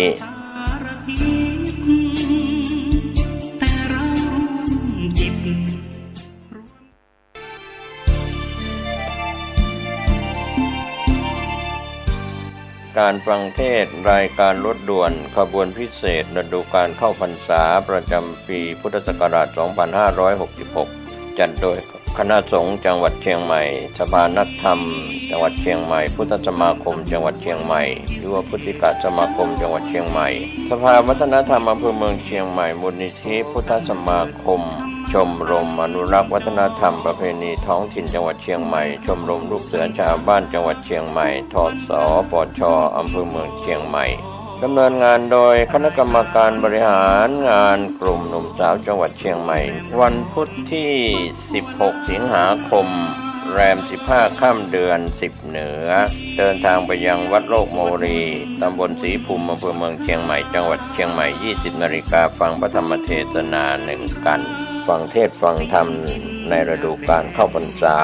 และออกพรรษาในการฟังเทศน์รายการรถด่วนขบวนพิเศษก็เชิญชวนคณะสงฆ์คณะศรัทธาสาธุชนทั้งหลายได้ร่วมเดินทางไปกับรถด่วนขบวนพิเศษทั้งหมดมี 13 ข ขบวนด้วยกันนะครับ ก็เป็นส่วนหนึ่งของการประชาสัมพันธ์เชิญท่านฟังเทศรายการรถด่วนขบวนพิเศษฤดูกาลเข้าพรรษาซึ่งมีการจัดโดยคณะสงฆ์จังหวัดเชียงใหม่องค์กรเครือข่ายชาวพุทธจังหวัดเชียงใหม่ดำเนินงานโดยคณะกรรมการบริหารงานกลุ่มหนุ่มสาวจังหวัดเชียงใหม่ก็เป็นข่าวสารเพื่อการประชาสัมพันธ์รถด่วนขบวนพิเศษประจำปี 2566 นี้พบกันอีกครั้งเสียงรถด่วนการฟังเทศรายการรถด่วนขบวนพิเศษฤดูกาลเข้าพรรษาประจำปีพุทธศักราช 2566 จัดโดยคณะสงฆ์จังหวัดเชียงใหม่สภานักธรรมจังหวัดเชียงใหม่พุทธสมาคมจังหวัดเชียงใหม่ยุวพุทธิกสมาคมจังหวัดเชียงใหม่สภาวัฒนธรรมอำเภอเมืองเชียงใหม่มูลนิธิพุทธสมาคมชมรมอนุรักษ์วัฒนธรรมประเพณีท้องถิ่นจังหวัดเชียงใหม่ชมรมลูกเสือชาวบ้านจังหวัดเชียงใหม่ทศปชอำเภอเมืองเชียงใหม่ดำเนินงานโดยคณะกรรมการบริหารงานกลุ่มหนุ่มสาวจังหวัดเชียงใหม่วันพฤหัสบดีที่ 24 สิงหาคมขึ้น 8 ค่ำเดือน 11 เหนือเดินทางไปยังวัดหนองบัวตำบลหนองตองอำเภอหางดงจังหวัดเชียงใหม่เวลา 19 นาฬิกาฟังพระธรรมเทศนา1 กันฟังเทศฟังธรรมในฤดูกาลเข้าพรรษาและออกพรรษาในการฟังเทศรายการรถด่วนขบวนพิเศษก็เชิญชวนคณะสงฆ์คณะศรัทธาสาธุชนทั้งหลายได้ร่วมเดินทางไปกับรถด่วนขบวนพิเศษทั้งหมดมี 13 ขบวนด้วยกันนะครับก็เป็นส่วนหนึ่งของการประชาสัมพันธ์เชิญท่านฟังเทศรายการรถด่วนขบวนพิเศษฤดูกาลเข้าพรรษาซึ่งมีการจัดโดยคณะสงฆ์จังหวัดเชียงใหม่องค์กรเครือข่ายชาวพุทธจังหวัดเชียงใหม่ดำเนินงานโดยคณะกรรมการบริหารงานกลุ่มหนุ่มสาวจังหวัดเชียงใหม่ก็เป็นข่าวสารเพื่อการประชาสัมพันธ์รถด่วนขบวนพิเศษประจำปี 2566 นี้ร่วมจิตศรัทธา40 กว่าปีปวนให้ลูกหลานเสียงรถด่วนการฟังเทศรายการรถด่วนขบวนพิเศษฤดูกาลเข้าพรรษาประจำปีพุทธศักราช 2566 จัดโดยคณะสงฆ์จังหวัดเชียงใหม่สภานักธรรมจังหวัดเชียงใหม่พุทธสมาคมจังหวัดเชียงใหม่ยุวพุทธิกสมาคมจังหวัดเชียงใหม่สภาวัฒนธรรมอำเภอเมืองเชียงใหม่มูลนิธิพุทธสมาคมชมรมอนุรักษ์วัฒนธรรมประเพณีท้องถิ่นจังหวัดเชียงใหม่ชมรมลูกเสือชาวบ้านจังหวัดเชียงใหม่ทศปชอำเภอเมืองเชียงใหม่ดำเนินงานโดยคณะกรรมการบริหารงานกลุ่มหนุ่มสาวจังหวัดเชียงใหม่วันพฤหัสบดีที่ 31 สิงหาคมขึ้น 15 ค่ำเดือน 11 เหนือเดินทางไปยังวัดทุ่งหลวงอำเภอแม่แตงจังหวัดเชียงใหม่เวลา 19 นาฬิกาฟังพระธรรมเทศนา1 กันฟังเทศฟังธรรมในฤดูกาลเข้าพรรษาและออกพรรษาในการฟังเทศรายการรถด่วนขบวนพิเศษก็เชิญชวนคณะสงฆ์คณะศรัทธาสาธุชนทั้งหลายได้ร่วมเดินทางไปกับรถด่วนขบวนพิเศษทั้งหมดมี 13 ขบวนด้วยกันนะครับก็เป็นส่วนหนึ่งของการประชาสัมพันธ์เชิญท่านฟังเทศรายการรถด่วนขบวนพิเศษฤดูกาลเข้าพรรษาซึ่งมี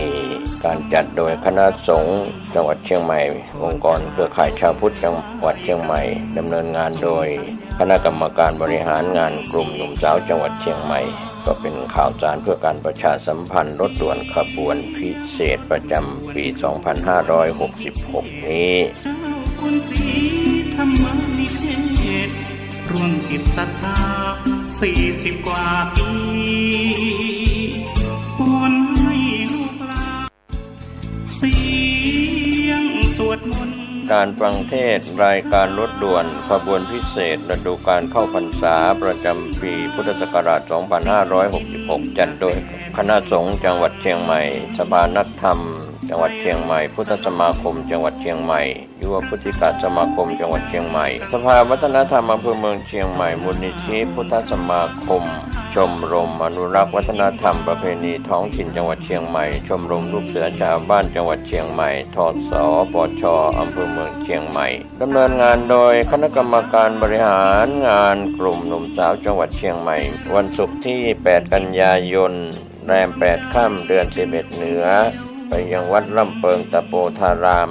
ตำบลสุเทพอำเภอเมืองเชียงใหม่จังหวัดเชียงใหม่ 19 นาฬิกาฟังพระธรรมเทศนา1 กันฟังเทศฟังธรรมในฤดูกาลเข้าพรรษาและออกพรรษาในการฟังเทศรายการรถด่วนขบวนพิเศษขอเชิญชวนคณะสงฆ์คณะศรัทธาสาธุชนทั้งหลายได้ร่วมเดินทางไปกับรถด่วนขบวนพิเศษทั้งหมดมี 13 ขบวนด้วยกันนะครับก็เป็นส่วนหนึ่งของการประชาสัมพันธ์เชิญท่านฟังเทศรายการรถด่วนขบวนพิเศษฤดูกาลเข้าพรรษาซึ่งมีการจัดโดยคณะสงฆ์จังหวัดเชียงใหม่องค์กรเครือข่ายชาวพุทธจังหวัดเชียงใหม่ดำเนินงานโดยคณะกรรมการบริหารงานกลุ่มหนุ่มสาวจังหวัดเชียงใหม่ก็เป็นข่าวสารเพื่อการประชาสัมพันธ์รถด่วนขบวนพิเศษประจำปี 2566 นี้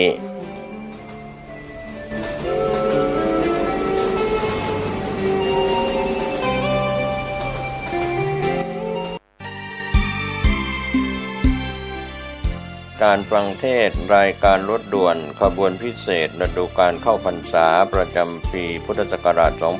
2566 จัดโดยคณะสงฆ์จังหวัดเชียงใหม่สภานักธรรม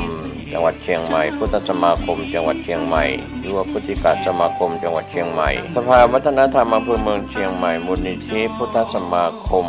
ชมรมอนุรักษ์วัฒนธรรมประเพณีท้องถิ่นจังหวัดเชียงใหม่ชมรมลูกเสือชาวบ้านจังหวัดเชียงใหม่ทศปชอำเภอเมืองเชียงใหม่ดำเนินงานโดยคณะกรรมการบริหารงานกลุ่มหนุ่มสาวจังหวัดเชียงใหม่วันพฤหัสบดีที่ 14 กันยายนแรม 14 ค่ำเดือน 11 เหนือเดินทางไปยังวัดดอนจันทร์ตำบลทัศรามอำเภอเมืองเชียงใหม่จังหวัดเชียงใหม่เวลา 19 นาฬิกาฟังพระธรรมเทศนา1 กันฟังเทศฟังธรรมในฤดูกาลเข้าพรรษาและออกพรรษาในการฟังเทศรายการรถด่วนขบวนพิเศษขอเชิญชวนคณะสงฆ์คณะศรัทธาสาธุชนทั้งหลายได้ร่วมเดินทางไปกับรถด่วนขบวนพิเศษทั้งหมดมี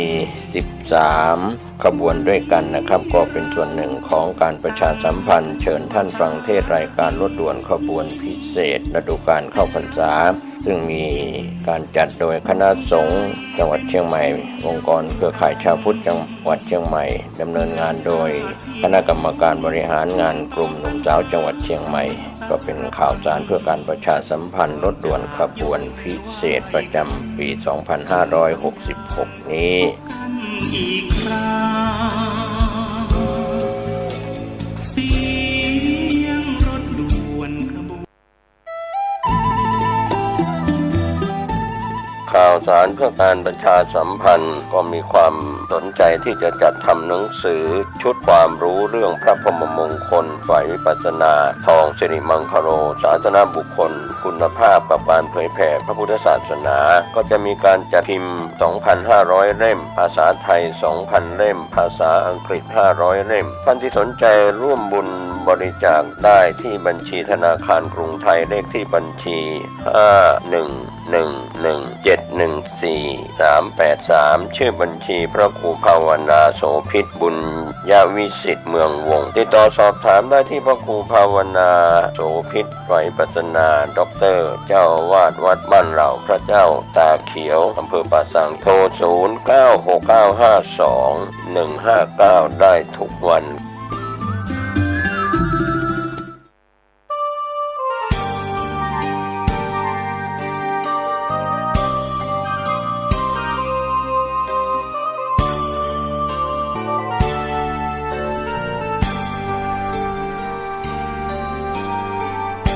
วันเข้าพรรษาเรามาร่วมใจเลิกดื่มสุราเมลัยถวายเป็นพุทธบูชาทุกสิ่งเสพติดทำลายชีวิตทั้งใจวาจาผิดศีลข้อที่5สาเหตุให้เกิดเพศภัยใช่ สติไตรตรองให้ลองคิดดูเหล้ายานั้นคือศัตรูก็กินทรัพย์สินภายใน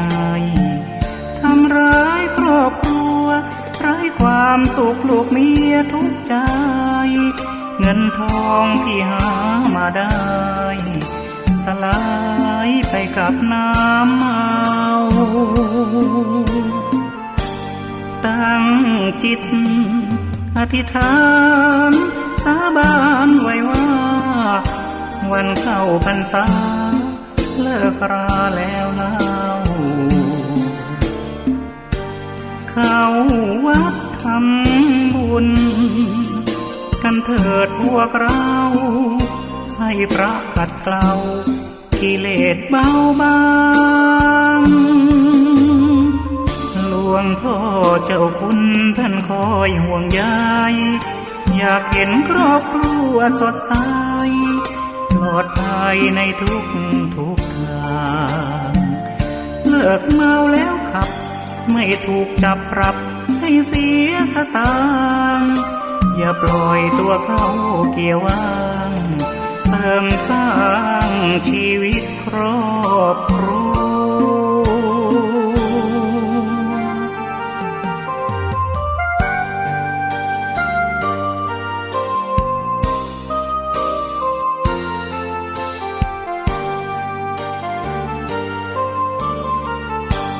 ตั้ง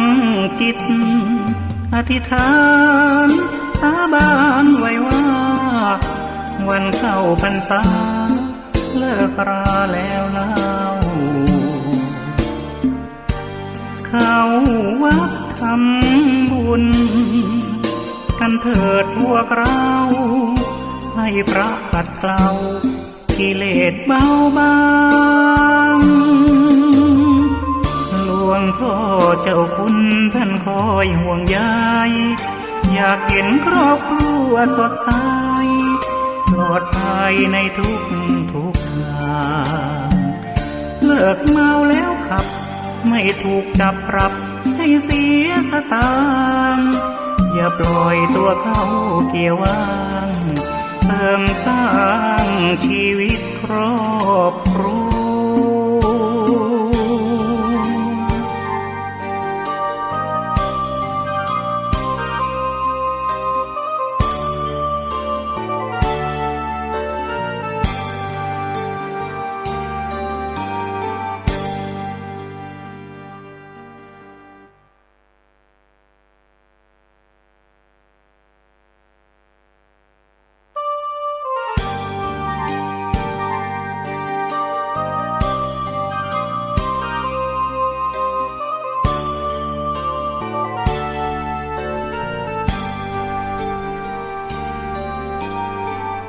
วันเข้าพรรษาเรามาร่วมใจเลิกดื่มสุราเมลัยถวายเป็นพุทธบูชาทุกสิ่งเสพติดทำลายชีวิตทั้งใจวาจาผิดศีลข้อที่ห้าสาเหตุให้เกิดเพศภัยใช้สติไตรตรองให้ลองคิดดูเหล้ายานั้น